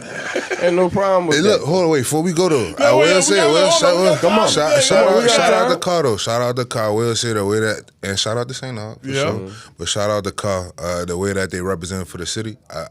I think that's major. I mean, maybe in y'all lifetime y'all seen it. I hadn't seen that, especially like being a ranked football from Louisiana in New Orleans. Now I seen it in like, you know, West Monroe and, you know, and that, you know, that's nice. But in the city, you know, I love that, bro. Especially what them kids doing, bro. They got some nice kids over there, man. Them boys balling. Well, Trai, you, Tyron, you know, Leonard, like even on the call side, you got Speedy. Yeah. You know, you got some guys coming out. Just like the message you told the kids. Yeah. Them call players and St. Aug players hearing this, bro. So definitely. For sure. your story, bro, is definitely inspiring. No, There's a lot of cats that went to Carl. There's a lot of cats that went to Walker. There's a lot of cats that went to St. Aug. Not too many of them 5-time Pro Bowlers. Nah, I appreciate that. That's a blessing, man. It is, bro. Testament to the work, for sure. Right. Testament Man, to the work. we want to ask you that, too. So what you got going on now? You back home? Man, so I'm acclimating. And what I mean by that is I'm acclimating to getting on my own schedule. Okay. Like I'm getting in the space, and now, you know, this is my second year out the NFL, so I'm kind of comfortable now with I guess my day-to-day. You know, I said last year was like my first time figuring it out. Like, okay, am I working out? Am I rehabbing? Am I trying to, you know, self-reflect and my self-build? And I say at this time I'm trying to work on and seeing if I want to do a passion project or if I'm, you know, trying to attain like a career or something. I don't know exactly what phase I'm at. I'm trying to figure that out. But I think me sitting here and chopping it up with y'all to help, you know what I mean, guide and direct that. You know Yeah, Trai said he gonna do a guest segment on here. We're gonna go inside the trenches, inside the interior line, baby. Hey, it's coming, y'all. Stay tuned now. Gotta get it going. Well, that was fun, man. It's always good to have my LSU Tigers come on here, my NFL brothers as well. Big ups to my man Trai Turner. Y'all make sure once again follow him T-Turn21 on Instagram. Big time LSU Tiger, man, NFL player. And now, hey, he trying to tell y'all, man, he about to get behind the mic like me and CL. Hello, somebody. I love it, bro. I love it. I got a face for TV, though. You know? Yeah. Hey, and I got a face for radio. And I think we all got a face for Hawaii. Hello, somebody. That part. Hey, look. With you. Hey, with look. COVID, man. Look, me and my wife went there back right before I went train for the combine. Boy, I didn't want to leave, dog. Oh man, Waikiki too, boy. Clear right? water, right? Sure. Oh man, you drive around the island in an hour, boy. What? Yeah. Did you have the roasted pig in the ground? You had that? Man, so I didn't get a chance to go. Oh yeah. I did go to 25 cent to Mai Tais? Maui though. Yeah. Maui. Yeah, that's tight. That was a little bit more laid back though. Yeah, all the action on Waikiki. Yeah, no, I gotta make it out there. We gonna go. We gonna go. Don't threaten me with a good time, Pro Bowler. Well, it's inside the trenches. Y'all don't go nowhere. Incidentally speaking, we're gonna talk Saints, baby. You know, we got mid-season. We gotta see what's up. Who that? Definitely. It's inside the trenches. He's Trai Turner, CL NOLA. We'll be back right here on ESPN New Baton Rouge, live on YouTube. Hello, somebody.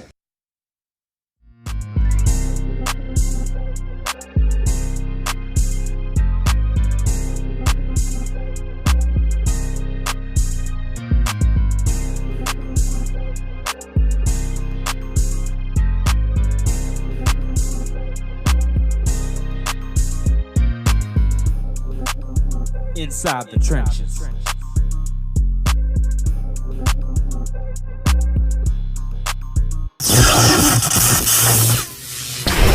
Conquer Sports Professionals.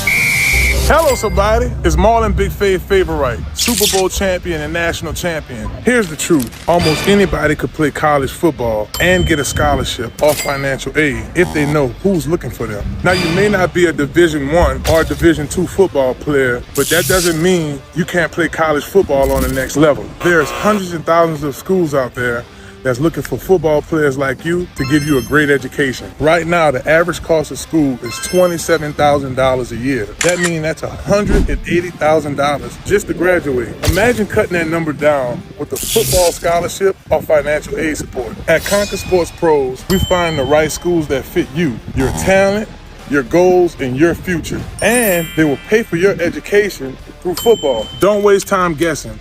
Let us connect you with coaches and programs that are already searching for players like you. If you're serious about playing football in college to pay for your education, click the link below or visit csportspros.com and schedule a call today. Hello, somebody. Conquer Sports Professionals.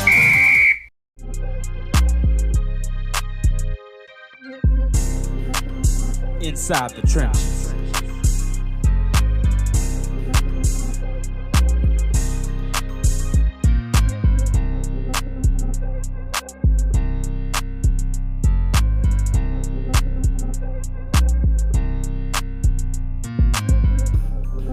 Dentro de las trincheras.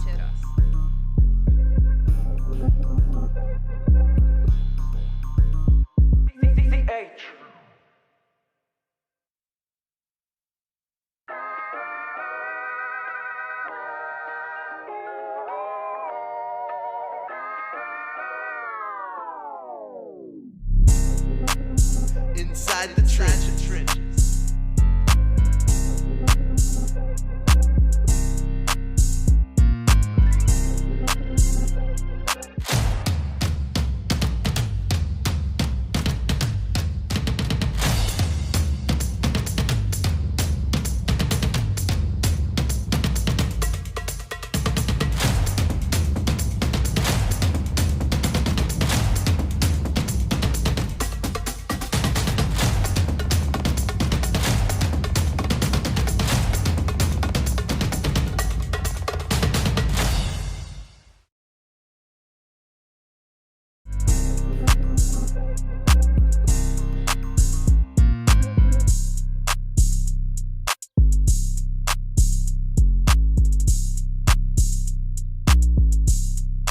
Dentro de las trincheras.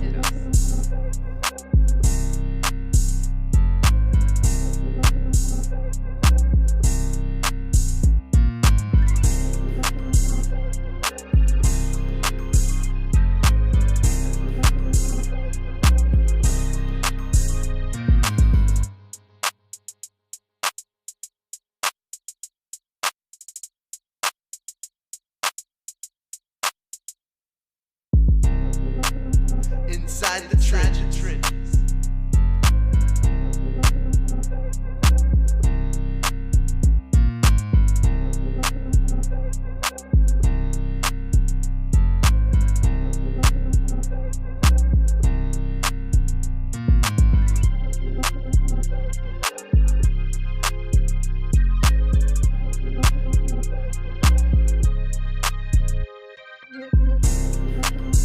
Inside the trenches.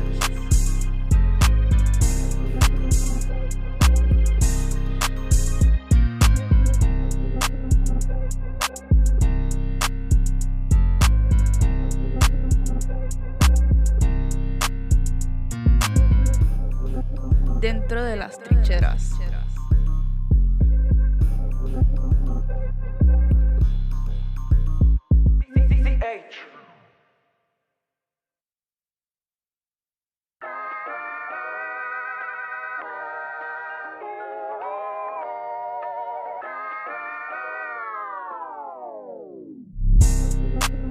Inside the trenches.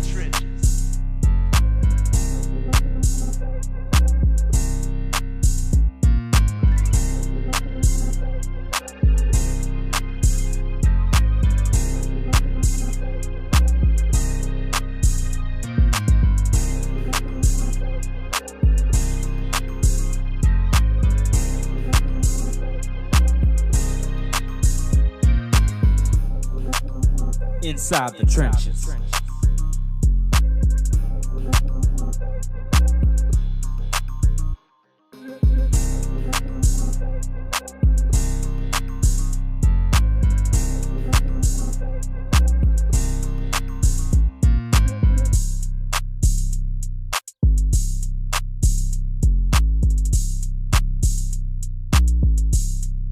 Dentro de las trincheras.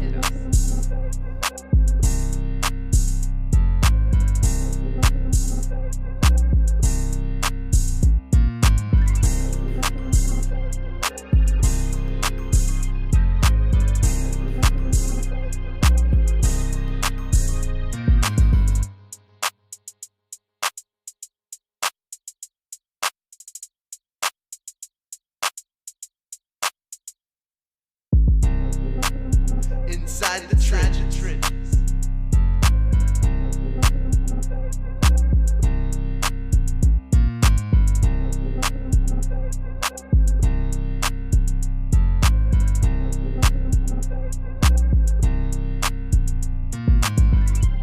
Well, time flies when you're having yourself a good time. Welcome back to Inside the Trenches. It's your host, Marlon Big Favorite. I got the full crew back in here. Before I give my all-star lineup here, we want to thank Trai Turner for joining the show today. Big ups, LSU Tiger. 3rd round draft pick to the Carolina Panthers. Had 5 successful years, 5 Pro Bowls. Credited a lot of success to Cam Newton. He had, that was his offensive lineman. And long career, 9 years in the league. And finished, you couldn't ask for a better situation. Your last team with the Saints, you finished with the New Orleans Saints, your hometown. So big ups to Trai Turner. And y'all heard him, bro. He said, this one I'm going to be at right here. So sound like, Chris, we got to add somebody else to the roster here. And we love to have him here inside the trenches, a true trench man. Trai Turner, big ups to him. All right, Trai, we kind of wish we could still have you with the Saints right now, bro. I ain't going to lie to you, dog. Oh, yes. We could use as much experience in blocking up front right now. Like a dog. Like a dog. So with that being said, Spin, I'm going to start on that end first with you and work my way back to CL because, you know, his take's going to be make them hot. Yeah, shouts out to Hot Boy Rob. Shouts out make to the them Night hot. Wall. Yeah, I want you bad. But, okay, Spin, I'm over here with you. These games are too close for me, bro. Like, the Saints are, one touchdown away from having 3 more wins? Yeah. They just got to finish. Yeah, that's it. You know, it's like one score away. You know, we understand it's a rebuilding season. We understand, you know, like we've been saying, I don't think Rattler's the problem. No. You know, it's not. He's getting used to the system. Like it's a system you got to get used to. You know, we don't have no running game. Like this Patriots game, we didn't have no running games. You know, so that's hard. You know, that's hard when you can't establish the run, and you know you throwing 25, 30 times a game. It's hard. I mean, we talked about that with LSU. Yeah. I mean, you keep throwing like that, you don't establish no run game, it's a problem. Look, Chris, I'm gonna come to you next. It looked like you're going viral on YouTube too with the Alvin Kamara comment, UNCL, and me. I was in on it too. I don't want to use the word impress because AK affects the game more than one way, but he's not AK. It's just he's not AK. And we can point at the offensive line, but I done seen the offensive line injured, bad playing. AK still do the magic. My question to you, y'all were talking to trade deal. I still think he is valuable. I just think the way that this offense is running is not fitting him. Talk to me, Chris. Yeah, and that's why I'm saying we might be better off maybe trading him, maybe get another running back, or maybe give Kendre Miller some more carries and use him more in the offense. Because I could see Kendre Miller, when healthy, being an every down back. We should get a running back that could be an every down back. And Alvin Kamara, I just don't feel like he's an every down back no more. And I feel like he should go to a system like San Francisco where he doesn't have to be an every down back. Maybe he could use the West Coast offense kind of like similar to Christian McCaffrey. That's what I'm saying.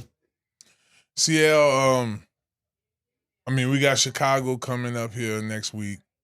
We play them. Bears. And that's in Chicago, by the way. Yes. Bring your jacket. Bring your jacket. Because this guy, that nip comes right here in October. You're right. It's already there. But I still want to reflect on this game against the Patriots because, I mean, we look at the Jawan Johnson fumble. But see, I'm having a problem with him as well because he is our biggest target catcher. Mm-hmm. I mean, talk to me about his production and what could we do offensively? A little more Foster Moreau, more Taysom. Like, what's going on? What's going on is we're not making routine plays routinely. Mm. And if you want to win in the National Football League, if you want to live in the National Football League, the routine play. You have to make routine plays routinely. And unfortunately, we have a tight end / big receiver being our number one wide receiver. We have a number 2, possible number 3 receiver trying to play him as a number 1 receiver. We have a true number 2 that we play like a number 2. But the point that I'm making is I don't think we have the players to fit the scheme that actually Kevin Moore actually wants to run. Almost on the same page as we not having the defensive players for the scheme that Brandon Staley wants to run. So, and with that being said alone, I don't expect to win football games if we don't make routine plays routinely.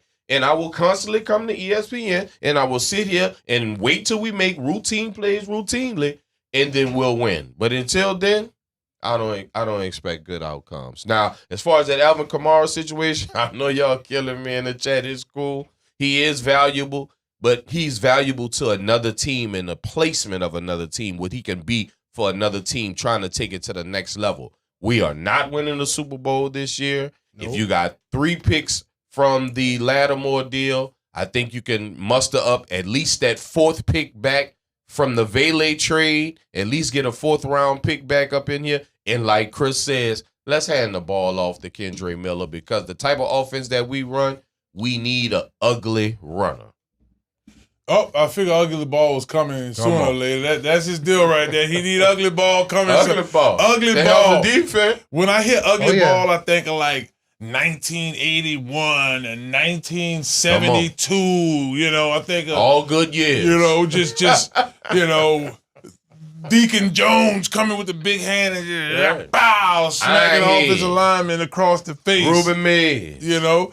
We even saw a little ugly ball in the 90s. You know, we talk about Mike Allstott. He played ugly ball. Mm-hmm. I mean, 3rd and 1, they know where the ball was going, you know. And we're raving in today's NFL about a scatterboo, but what is Taysom Hill? If you give the ball to Taysom Hill 10 times running it, he doesn't give you the same effect as a scatterboo? It's an image.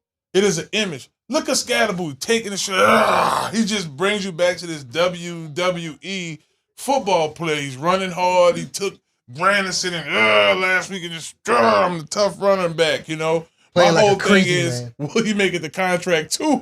Well, But that's it. We were going, look at Taysom's age, Right. compared to Scatterbo's, Longevity, yeah. and then we don't have blocking tight ends. We don't have that scheme where we can put Taysom and Alvin in a backfield where schemes where we got blocking to help that extra blocker, so And we we can really run run those. two tight ends. And I said that's always the best system. If you got one tight end that's a decent blocker and you catch the ball really good, and you got one that's a blocker that's decent at catch, you we good. still trying to figure out if our tight end is our number one wide receiver, our 50-50 ball man. And we don't. Michael Thomas is gone. We don't have that big receiver. If I don't say that dude name once a week, I mean, it all boils down to what it boils down to. We don't have the personnel for the offense we're trying to run. Spencer could do it, right? But I think back to what was successful in Philadelphia last year when Kellen Moore was making the calls. Yeah, the tush push was rolling. Saquon Barkley had his best year since his first 2 years. 2,000 yards. Right. Yep. He had big target receivers Like an AJ Brown. like an Two AJ number Brown. ones. Two number one receivers, because even a Slim Reaper could stretch the field. You'd for trade him Slim for Reaper short for hands. anybody on the team right now. Straight up. But look Especially Chris now. Olave. Anybody. Since Kellen is gone, look how the Eagles are running their offense. There's no, like Drew Brees said, they're boring. They're boring. They're offense. boring. That's right. He did. He's right. And it's the facts. They're boring right now. And if we can't score 24 points like Drew Brees said, we're not gonna win any games. It's No, hard. we're not. It's hard. I think we're on the right path on what Kellen is trying to figure out. For sure. But go back to Staley. How many defenses has he had in the top 10? He's always been a mid-round, late, defense. So, And he also had players. That's the problem. That's the problem in New Orleans right now. The lack of players, a lack of explosive players, a lack of Pro playmakers. Bowl players. You name me a Pro Bowl on the New Orleans Saints team, offense or defense right now. Nothing. Not a single one. And look, I'll say this, y'all, and we definitely have to talk about the negative that's going on this team, because it has to be addressed. I mean, these fans do deserve better, and that's what we're starting to see bits and pieces of. I'm looking at the completion ratio of the quarterbacks in the NFL through week 6. Dak Prescott is at number 1 at 164. Right behind him is Justin Herbert at 146.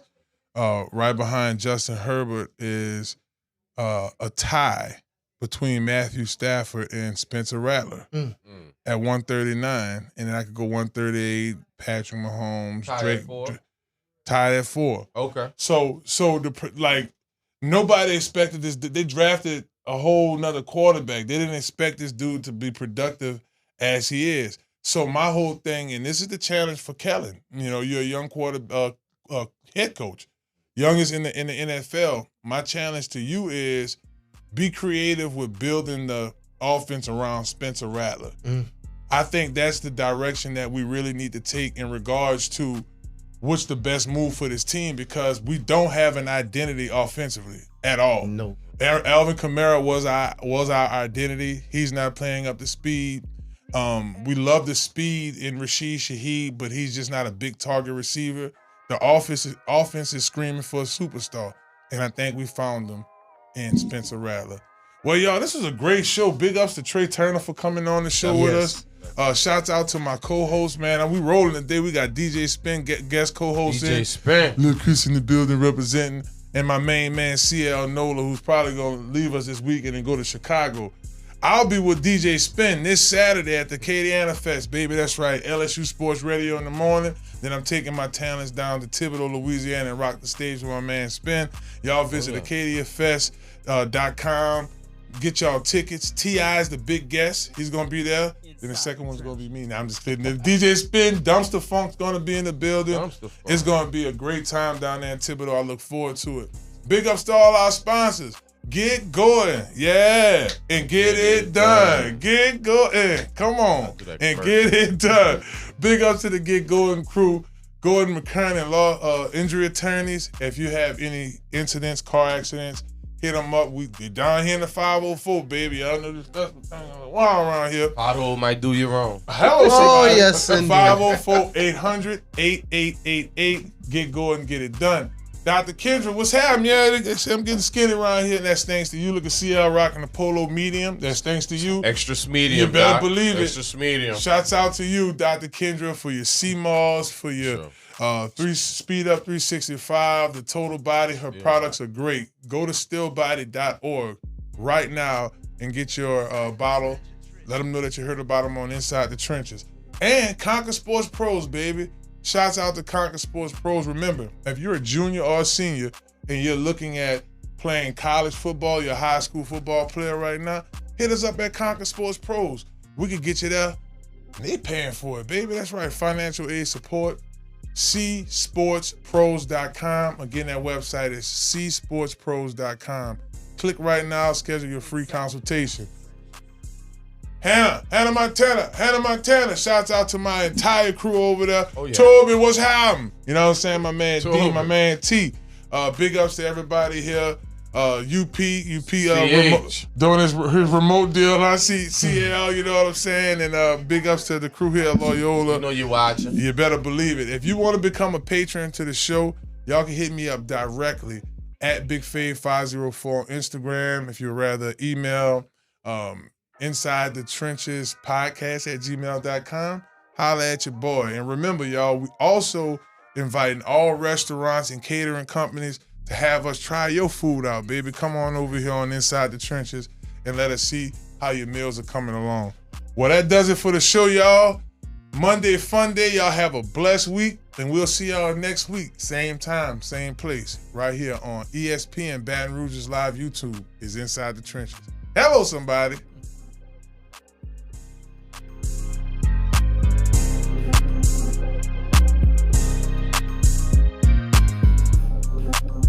Inside the Trenches.